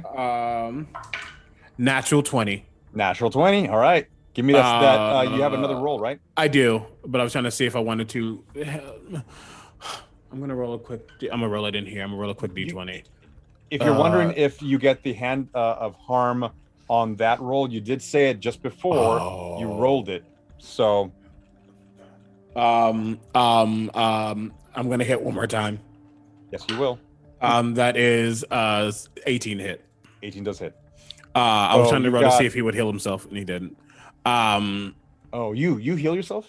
I can. No, I'm saying okay. I was saying I was going Got to it. heal myself or not. No, he's one track. Okay, I mean, so you landed every single blow and you got a critical.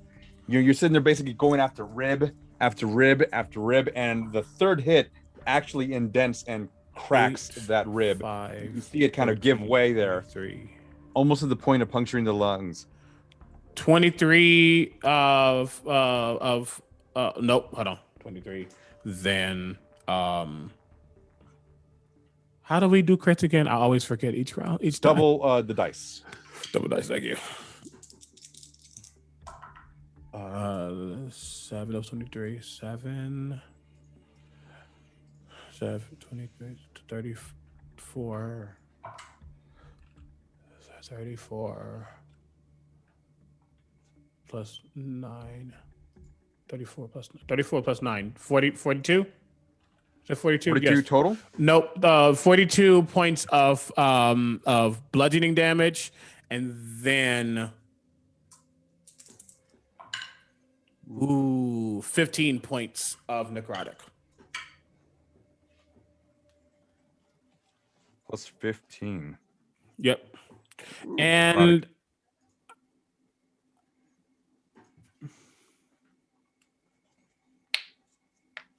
nope, actually no, that's it. No, because I guess my last key point. That's it.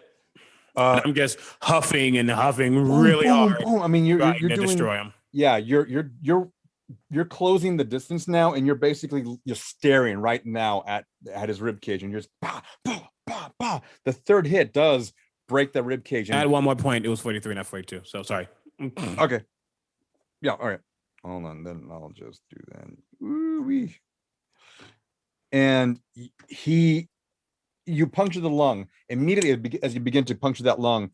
This weird black blood begins to kind of pull out, not much unlike your own actually, but different circumstances. Anyway, just begins to just kind of basically just pull from that thing onto the ground, and he is looking incredibly rough from that. That hurt him a lot.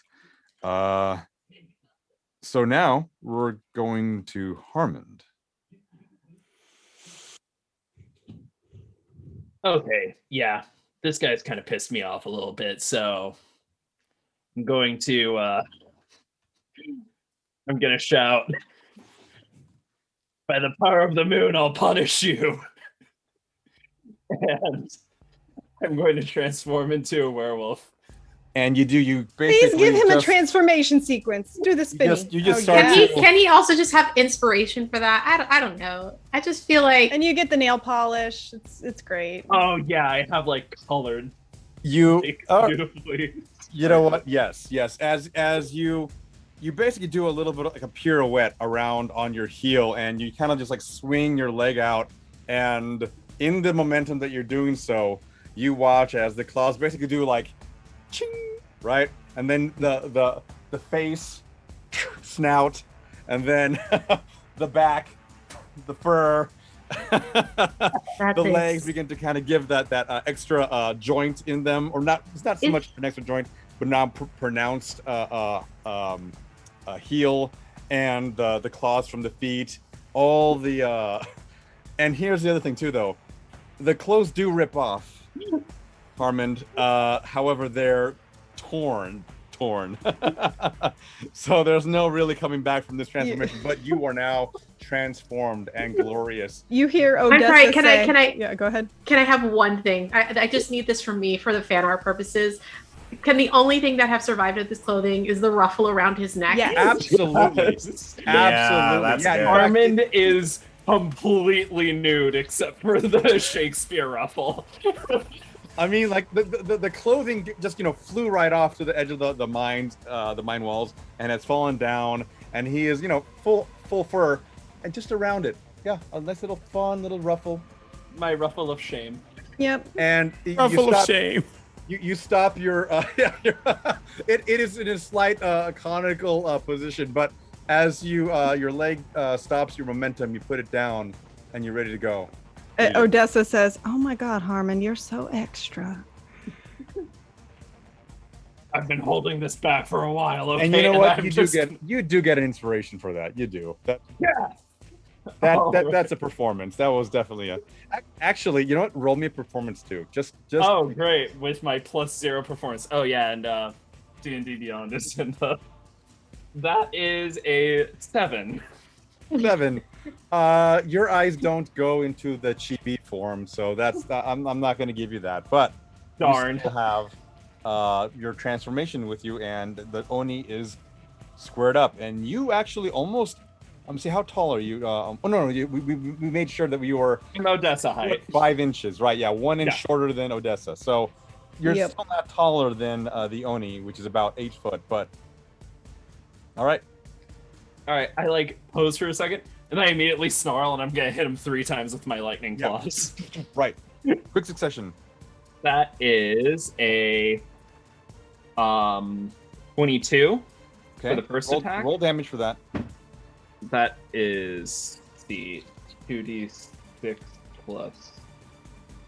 Where is it?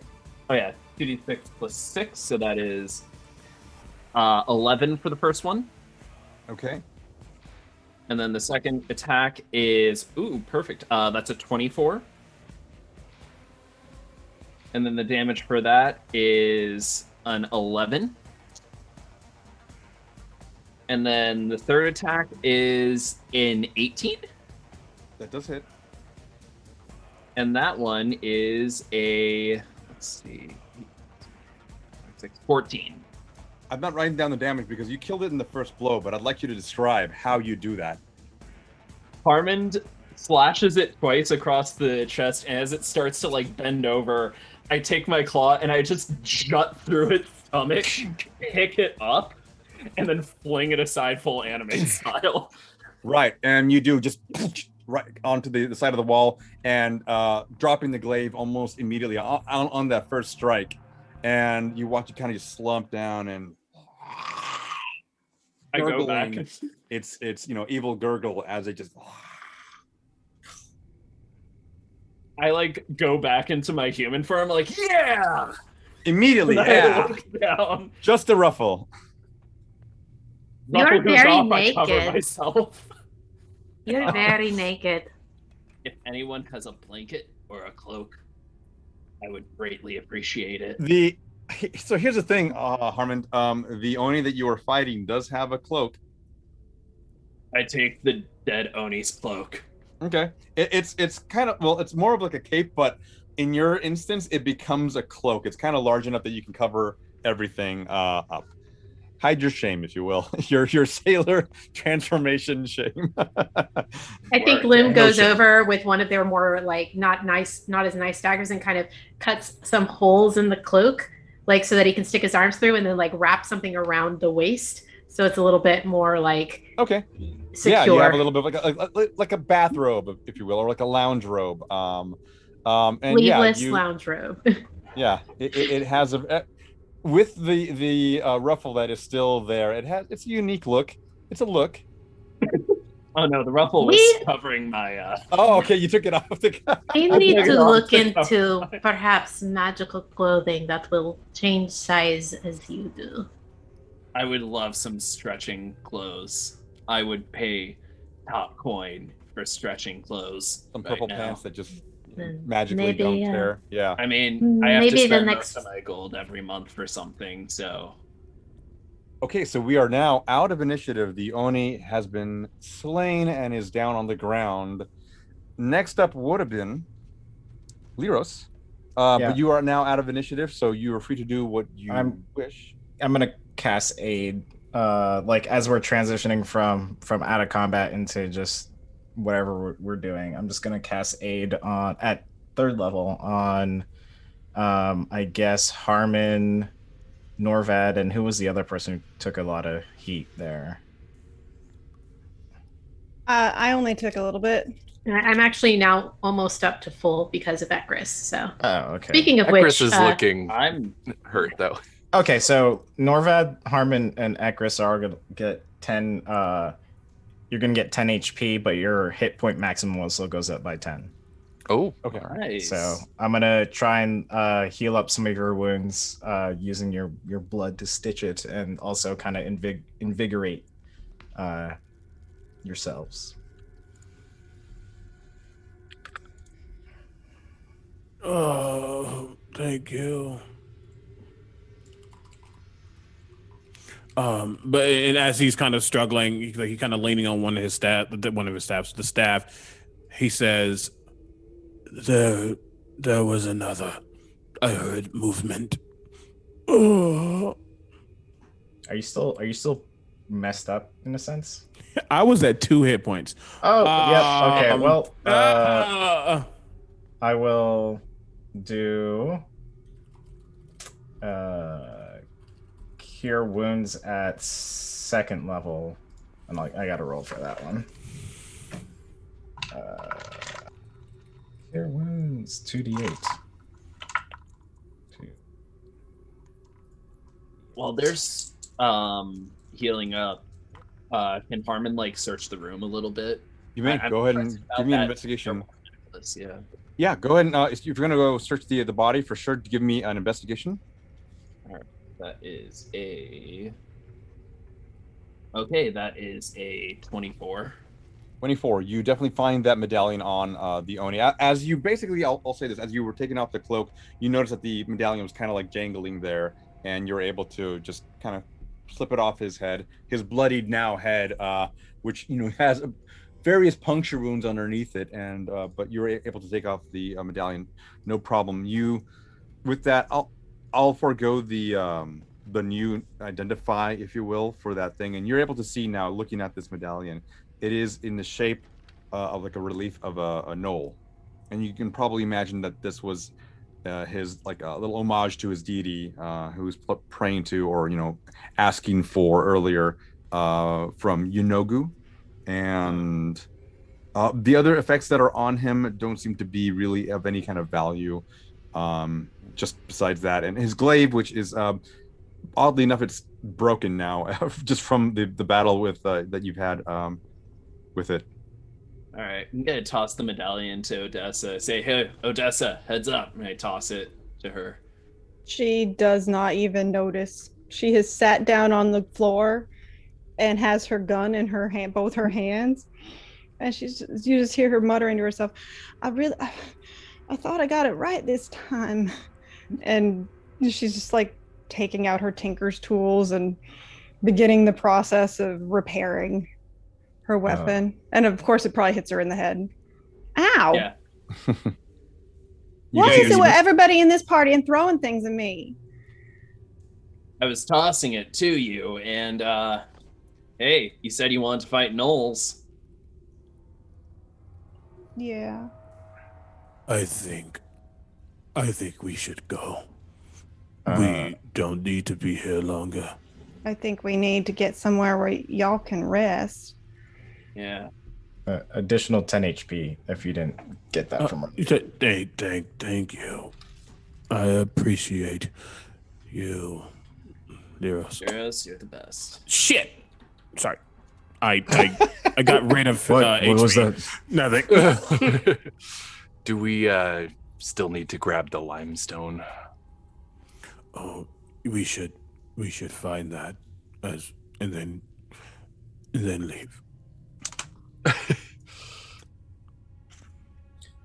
Those with a passive perception of 15 or higher, and I believe that is Odessa, Omega, Norvad, and Ekris. And me. And you, okay. I didn't read it. You do, yes, 15, exactly. You can now see this little tiny boy standing in the corner, similar to the way the girl was, just kind of like, but the eyes just completely wide open, the jaw somewhat agape, and just. I'm gonna square up on this child. All right. No, just kidding. Roll initiative. No, I'm kidding. So what do you do?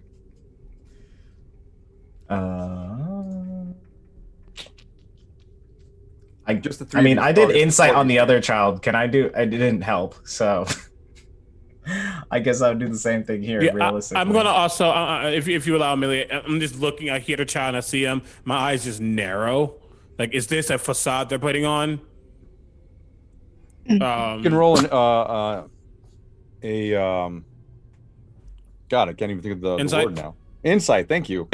I'm like a looky check. The looky check. 21. 21. Okay. same. The 21 same. Okay. The child looks scared. Basically, you can see a little bit of snot kind of dribbling down the side of his face, and it is a small little boy. Looks to be about maybe 3 years old or so, and is just shocked. And you can see like with the blankets that he was kind of like wrapped in, and where he was kind of laying down, but is now just looking at you. Fool me once, you can't fool me again. I can. Oh, go ahead. Ekris is just like, I can go speak with him if we're worried. I would prefer that. Yes.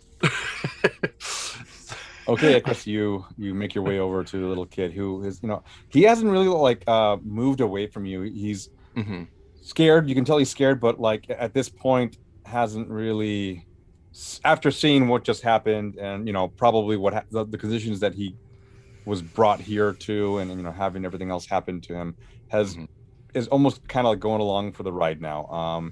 And you're able to walk up to him just fine. All right. Ekris will kind of kneel down to get kind of be a bit more on the boy's level. What's your name? The boy doesn't answer initially and just kind of looks at you and is staring at you with a little bit of a tense feeling. He's looking, you can see him look at your armor and your sword, which I assume you stowed it on your back. Yeah, it's kind of sheathed. Yeah, so he's looking at the handle, and he'll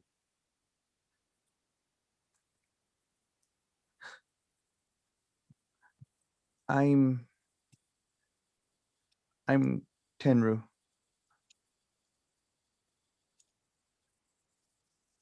Does that mean anything else in another language? But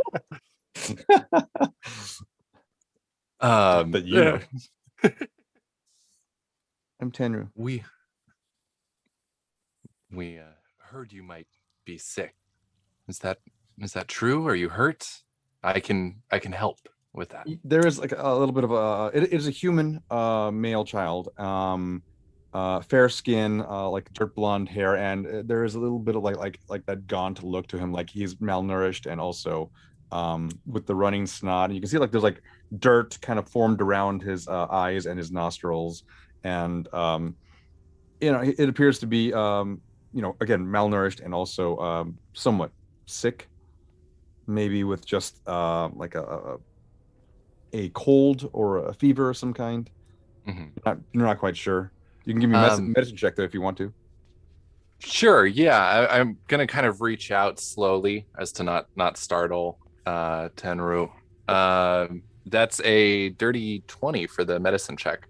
Yeah, you look at this boy over and you see a few little small bruises, very, very, very small. They look like they're kind of like healing up to a point, and you gather from, just being around the general populace in your life, you can kind of tell that it's some kind of cold, just a small little cold, nothing too serious, but he also is very much malnourished. Like, I can help with that, and just put my hand on my shoulder, and I'm going to spend my last 5 for the cure disease portion of lay on hands. And you do so, and you watch as the entirety of his body, his form, kind of like rightens up a little. He was somewhat hunched initially, and it begins to kind of like breathe a little bit more. You know that the spell took hold. You know that you were able to give your points into this. So take that for what you will. But you watch as the boy now begins to kind of like breathe more now. The snot is not dripping down any longer, and there does seem to be a little bit like a fly kind of moving around and will land on his face. He is desensitized to that now. Yeah. I know what it's like to be alone without your family. Do you know where they are or how you got here? He kind of like points a small little finger to the creature down there. He took me. Are there more like him here? Do we need to? He begins to kind of like solemnly nod his head. I mean, shake his head. Mm-hmm. Okay. Do you know where you're from? Are you where your family might be? Were they here with you? Farm. Okay. Farm. We can take you back to them.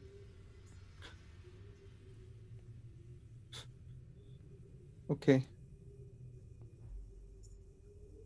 He points over to where the little tiny box is. Mm-hmm. Can I have those? Yeah, Ekris will, stand up and walk over to the box. You can see again the little top there, the coin, the toy soldier, which is probably around like 2 inches in height, small, wooden, carved, painted, and finally a doll that is kind of tattered. Doesn't seem to have like any kind of likeness other than just the fact that it is a almost a burlap sack doll, a little bit finer threads than just burlap sack, but a very, very, low thread count. Yeah. And I'll pick them up, walk them back over, kneel down here. Here you are.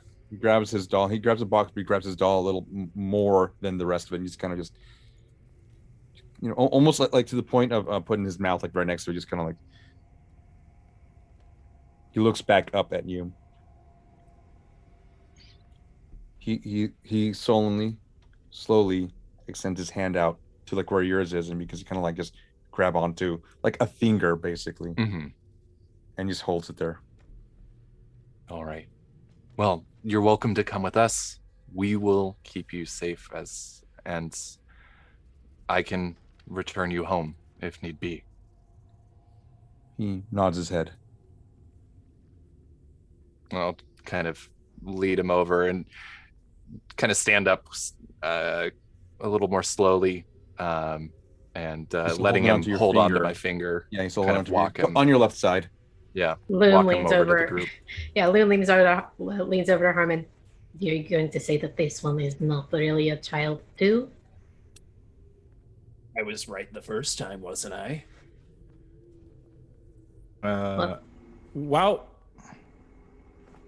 It's really quickly. For the sake of time, while Ekris was talking to the child, I would have found Loom and tried to find this dolomite limestone. Yeah, Loom would have brought Norvad over and showed him, and yeah, it's easy to find. Actually, it's right outside that mine shaft that you were in earlier. It seems to be kind of a different area, but within about 20 feet from the opening, you see there's the large rock that they've used to kind of like as a stone crusher kind of thing. And you see enough dust there. You don't have to do anything on your own. You can probably bag it up, if you will.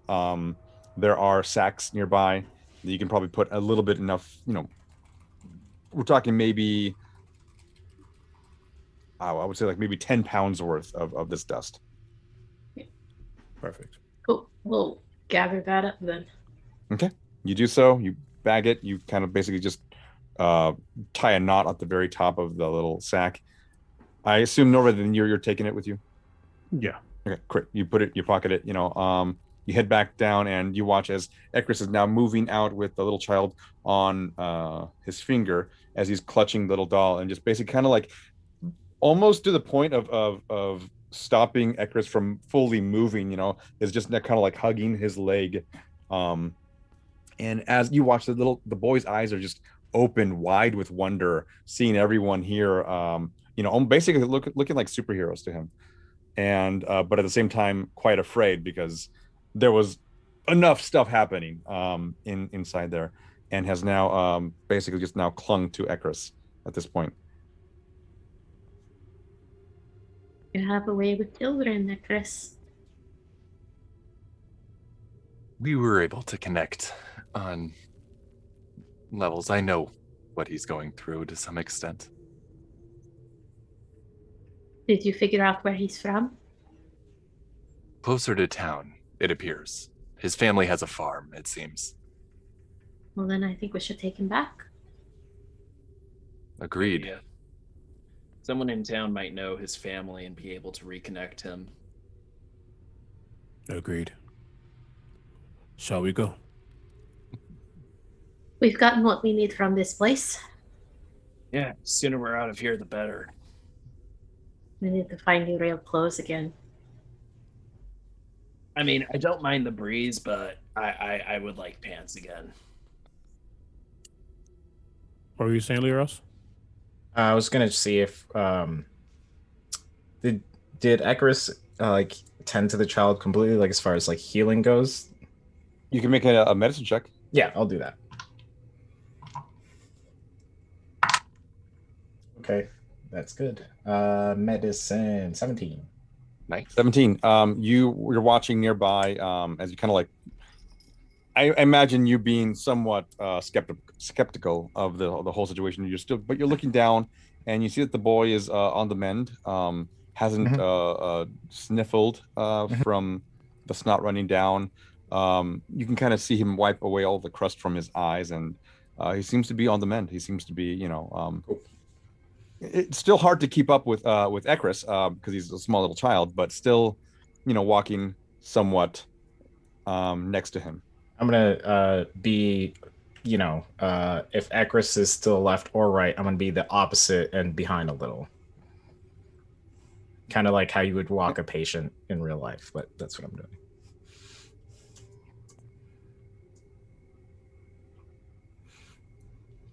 All right. Sorry. I assume we're all starting to head back.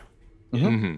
You do so, and you make your way out of the limestone quarry there, and you walk back through the forest and down the road, heading south.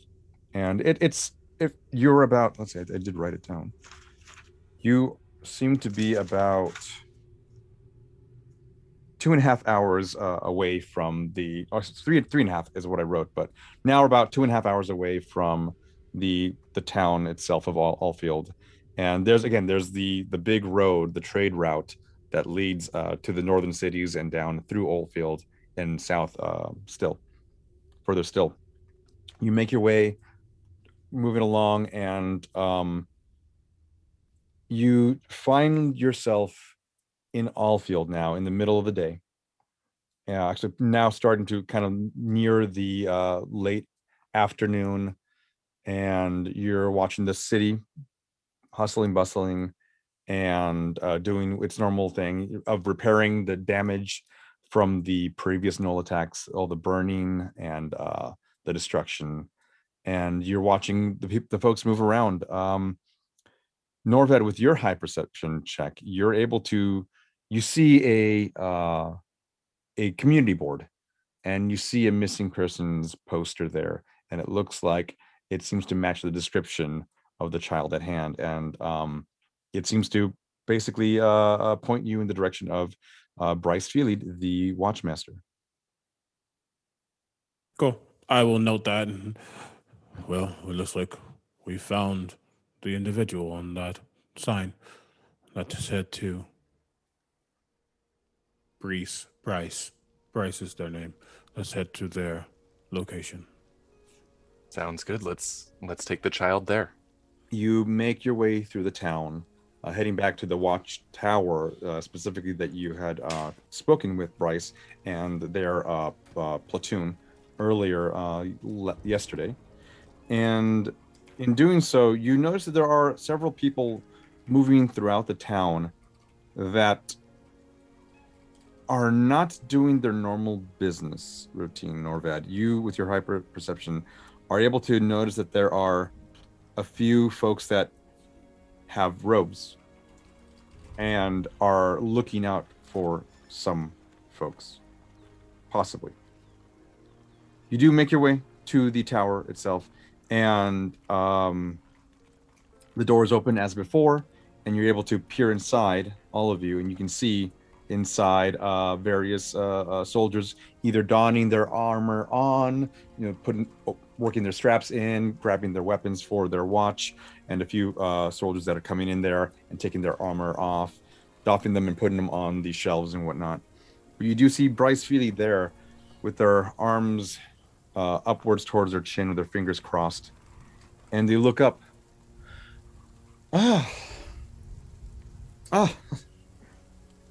Enter. Oh, and they look over to the where Ekris is, and you see the little boy still holding on, hasn't stopped. I believe we have been looking for that small little child. Where did you find them? I believe so. Tenru was in the mine. The mine to the east? Or yes. And actually, you would have known that you will actually travel to the mines towards the northern north, right? Yeah, the northern area, and you see like a look of a sigh of relief come over Bryce Field's face, but they also have a little bit of a concern. You said north. There are mines to the north. There's a quarry. Oh, the limestone quarry. Limestone. Yes. But you said there's a mine shaft in the limestone quarry now. There are several mine shafts from what we could see. And the mention of gnolls, perhaps? Though that creature was lying to us, so might have been lying about the gnolls too. Well, it did have some sort of necklace on it with a gnoll deity carved into it. Odessa, I think I tossed it to you earlier. Well, you hit me in the head with it. Yenogu. Yenogu. That was the name that was mentioned. That would be the Gnoll Lord, which we've had many dealings with. It appears that they are amassing again.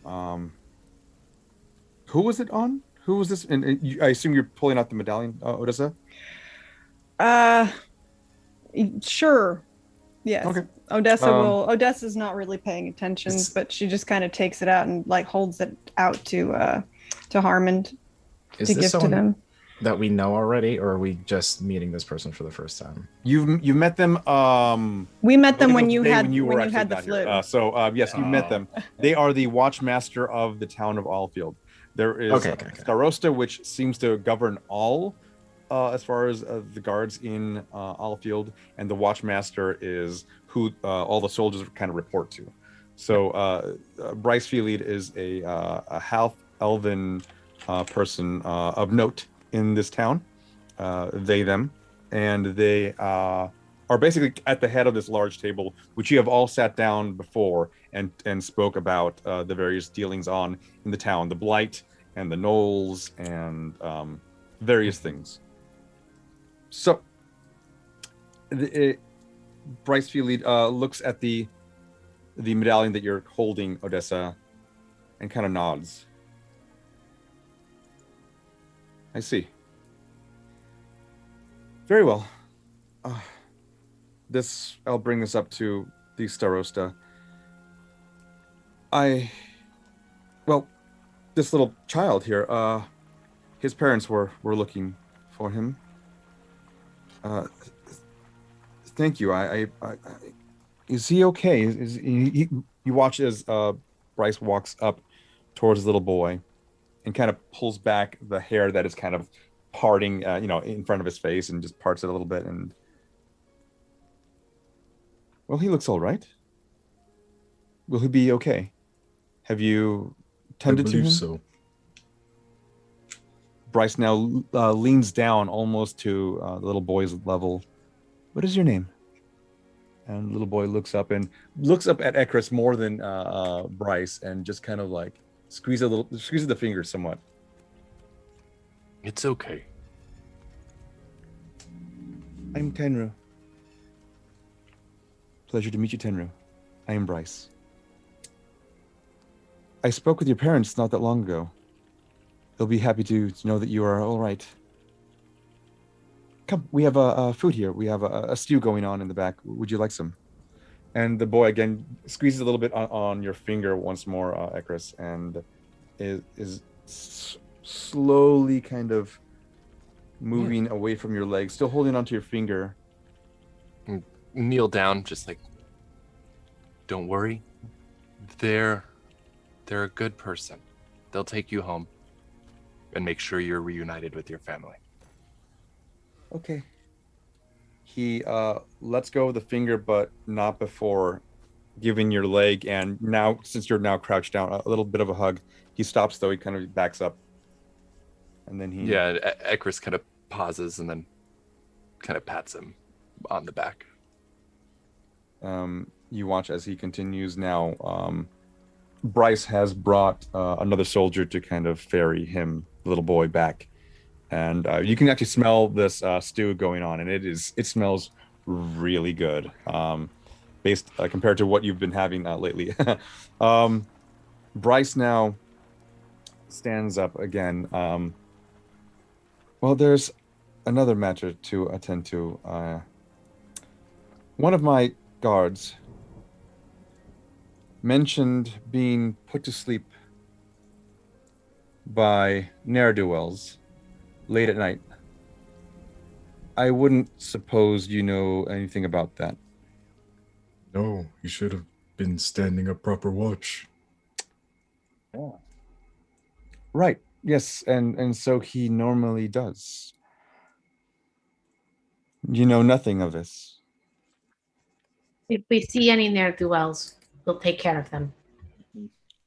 Loom, go ahead and roll me a deception.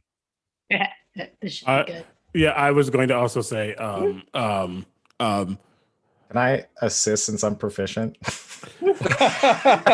You did speak up first. I'll have you both roll, but I'm going to take each of your rolls into account. Oh boy, this should be fun. What were you going to say, Norvad, though? oh, well, I mean, if it's already down, because Norvad was about to speak up until the roll happened. I was going to also say, you can still say something. Great, yeah, and he would just kind of look, and we haven't seen anything out of the ordinary. If the guards are finding more issues than what we knew about, we will keep that in mind. I do know we have full authority, according to you, to do as we please to make sure we can help this community. So if we can do more, we will. Speaking of which, we brought the things you need to end the blight. I rolled a 10, by the way. This is my way of Sure. Okay. kind of I hear drawing you. attention away from that. Well, Michael, what did you roll? I rolled a 17. 17. Okay. I'm taking all this into consideration here. Wait, not 8. Sorry, a 10. I rolled a 10. Yeah. Copy that. You watch as they kind of like wave the conversation away. No matter. It seems like you did a really good deed. You found the boy that was missing for 2 days. So, oh, you mentioned the blight. You said you found the cure for it. We have come upon a possible solution. We have gathered some ingredients to, in order to achieve its end. Norvad had some of them, and I have this. And they pull out their little vial of like basically the starter agent. Right.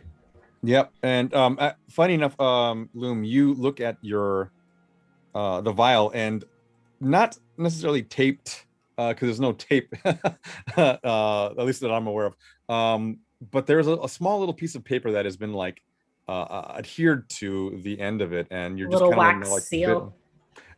there's a wax seal that is there's a wax seal that is on the cork, and the probably adhered to by some kind of waxy means, yes. But there's a tiny sliver of paper that has been kind of rolled up and has been flattened, so it doesn't appear to be there. But finally procuring it, it's facing towards you, so it's not facing Bryce's peripheral necessarily, but yeah, you can feel it with your thumb there as you kind of give a quick glance and look back at Bryce.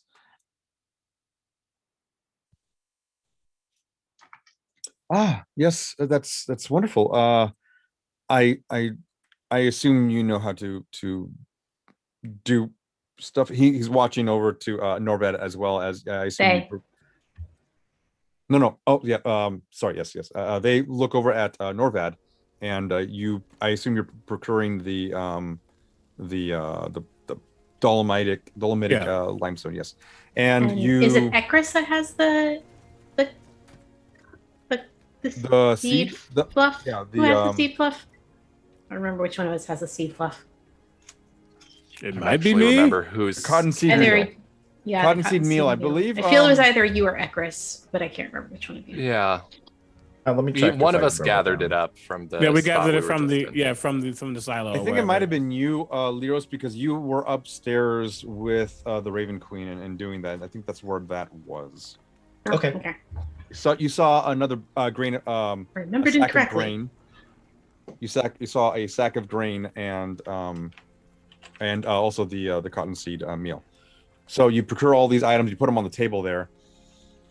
And they look at all the ingredients there, and they give you like a little bit of like a shrug, like, well, I appreciate you doing this. I don't know what to do from here. We've got it. We just we need to work with it a little. We're just presenting what we know. Oh, I see. Well, I shall tell the farmers of this land. I thank you. You've done well. This is why you asked us to do a thing, and we have done said thing.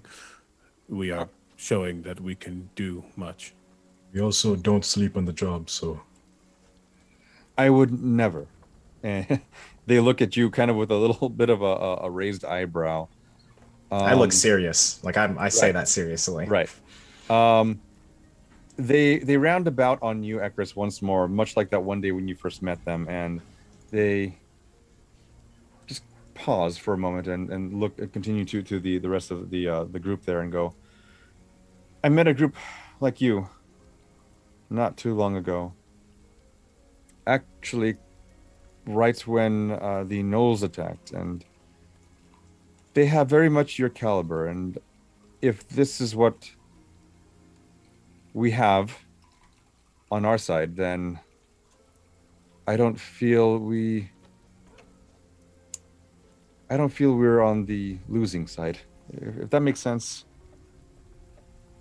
You give us hope. You give me hope.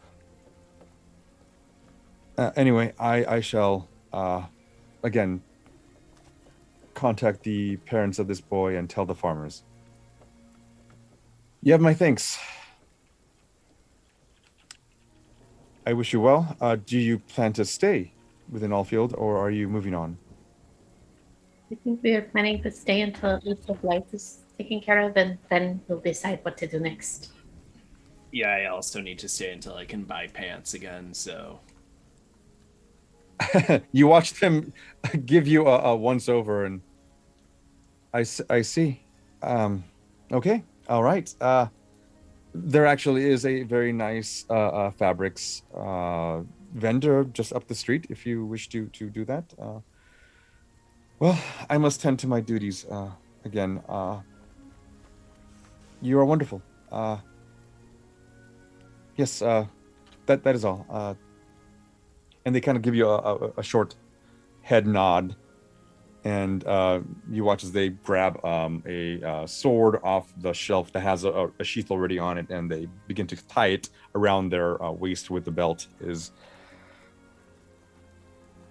I bid you well, and they walk out the door down the road. Sorry, Scotty. Shh. Sorry. Is that Harmond? That's Harmond. I'm Lasting really effects sorry. of lycanthropy. Yeah, yes. Odessa will ask Bryce another time, apparently. Okay. Nope, there we go. How dare you put me down? How dare you? No, the door buzzed. But not put him down With that dinner. way. Yeah, okay. All right. Okay, so you're all there at the watchtower. You watch as guards continue to move out and in, various walks of life type of guards. It seems like they're kind of recruiting a lot more new folks to fill the ranks. of their Do we greatly see reduced- Mr. No Pants around? roll me a perception check. Okay. I ask the important questions only. 17. Not inside the guard tower, Okay. but you can see towards the north end. You're hearing what Bryce said to you, Mhm. and you mentioned them talk about the fabric store to the north. You kind of peer out there, and off in the far distance, just out, barely out of your range of sight, you can see that soldier. When it looks like two more soldiers around him, possibly jeering him, and just kind of like rolling on the floor, just kind of just doing one of these. Yeah. And kind of just moving his shoulder a little bit, and you watch the guy just nodding his head, shaking his head, and trying to get away from them. And that's all. That's about what you can hear. I don't share that with the rest of the group. I have a own Internalize that, personal sure. quiet chuckle about it. Yeah. Okay. I was just going to ask about the piece of paper on the vial. I know we're coming up here on time, so I don't want to. Well, yeah, we'll get to that soon. You guys are all, you folks are all out and about now, or just right outside the tower. Again, watching the soldiers come in and out. Kind of, you're almost in the way, so you kind of step out. And At this point, since Odessa has divested herself of the small dog, she will stop a soldier and to say, excuse me, do y'all have a forge here, like in your little barracks? Oh no, we go to Jort up the street. He's the town's blacksmith. He's trusted. Yeah, You should really not go really. meet him. Are you a blacksmith yourself? He's friendly. He's really a nice guy. I get to know him. I'm not really welcome there, but thanks. All right. Well, Appreciate it. okay. Well, you watch him kind of shoulder his halberd a little bit and move on out. As you're all standing there, looking throughout the streets, with your ingredients at hand, your reagents in hand, Norvad and I believe who else had the? Oh, I forget who had the 16 perception. I don't think anyone did. 15, 17, 15. 14. Nope, it looks like just you, Norvad. You see these robed figures moving throughout the town there. Yeah, everyone seems in this town has like a purpose. They're moving from one area to another, either carrying supplies, lumber, tools of some kind, grabbing food, or just they have like purpose. These individuals tend to just move around and they're looking for something. They eventually roundabout on you right there, and basically not necessarily in the middle of the street. And they grab one of the figures grabs the other one, just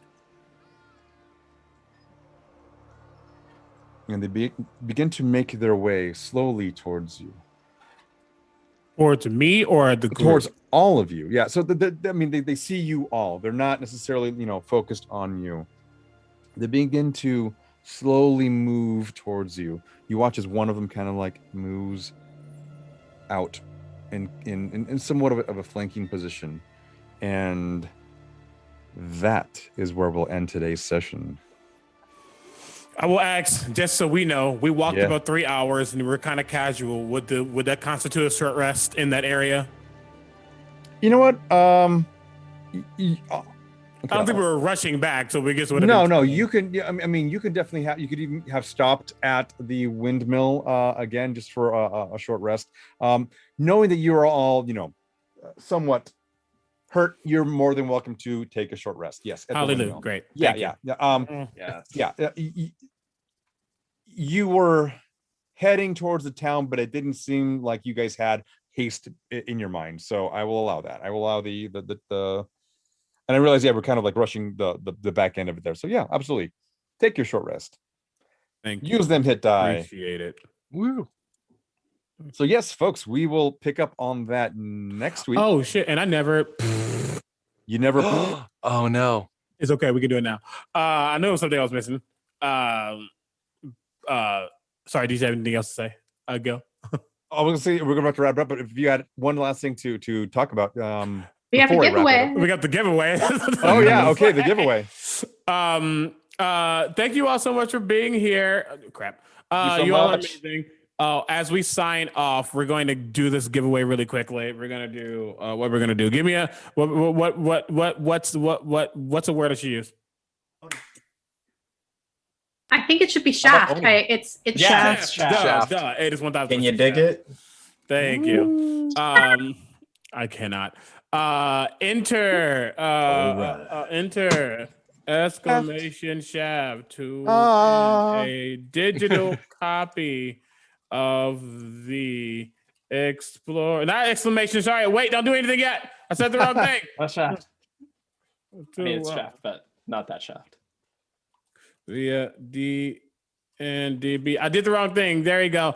Hashtag. Enter hashtag shaft to enter a digital copy of the Explorer's Guide to Wildemount via D&D Beyond. You will have that you have that code once the show's over. We're gonna go around and say who we are and where we can find you. We're gonna start with Mike. Hey everyone, I'm Mike, also known as Mike, I guess. You can find me here on Let's Get Wildemount or tomorrow on Mama Samu's channel on Twitch, where we are going to be playing Comic-Con by night, where it's Vampire the Masquerade, where you're all con goers and you wake up one day as vampires. Hilarity ensues. That will be tomorrow at 6 p.m. Pacific. Heck yeah. Kelly. Hello, I am Kelly, mostly known as the Opera Geek, for reasons of being a professional opera singer who is also a geek. You can find me pretty much everywhere on the internets at the Opera Geek, including here on Twitch, where I am a variety streamer. You can also find me on Wandering DM's channel on Mondays, playing a wizard on Rime of the Frost Maiden. Michael. Hi, my name is Michael Sinclair II. I go by Michael Crits on Twitter and Twitch. I am on a couple shows, one of them being Second Star to the Right, which happens every Friday or every other Friday. So last Friday it happened 2 weeks from then. And then I'm also on Into the Motherland show on Wednesdays. Yeah. And I am on Faeforge Academy, a podcast, a D&D podcast that drops on Friday as well. I recently was in an interview for Roll Persuasion. That episode just dropped Wednesday. So if you want to get to know a little bit more about me, behind the scenes stuff, you can check that episode out. And then I play Magic the Gathering.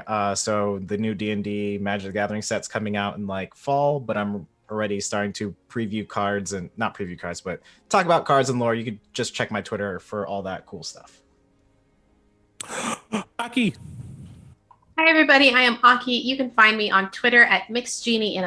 That's MXGINIINABOTTLE. And my current schedule is all on my personal Twitch channel, twitch.tv/ShidareAki, SHIDAREAAKI. And yesterday, I streamed for the first time in a long time for USC Games Expo. So if you're interested in seeing what's hot and new in the world of gaming and check out some really cool student projects, you should go and watch the VOD while it lasts. But also, New Pantheon is currently on hiatus as we just had our season finale. But you should really get hyped for the next season because we're going to be playing as mechs. We're going to have a musical episode. We've got all kinds of really, really fun stuff stacked up for this next season. But until then, you can catch me on Monday playing Candlekeep Mysteries over on D&D and Clear Skies Star Trek RPG over on Q Times. But yeah, check out my Twitch for more information about my schedule.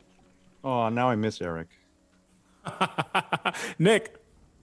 Hey, I'm Nick the Tiefling on TikTok, Twitter, and Twitch, which is where you can find me making random D&D and other content on TikTok and tweeting about all kinds of randomness and streaming variety games on Twitch. So my schedule is on Twitter and Twitch, so you can find that there. And you can also find me on Wednesdays playing another paladin who's very different from Ekris on Wednesday evenings on Fae Fiends N Friends. That's an N at 5:30 Pacific. Go. I love your gift background, Nick. That's really cool. Oh, to thank watch you. the thing. Yeah, I've been watching kind of like all episode. I'm like, ooh, That's nice. Hey, folks, my name is Gil Ramirez, also known as Gil the Vlogsmith. I am a blacksmith. I make a lot of stuff. I have to make a lot more stuff. And you can find me at Gil the Vlogsmith pretty much everywhere. I stream myself. I'm now finally a variety gamer, adding more than just one game to my repertoire. And I'll be streaming tonight, 9:30 p.m. Pacific. Yep.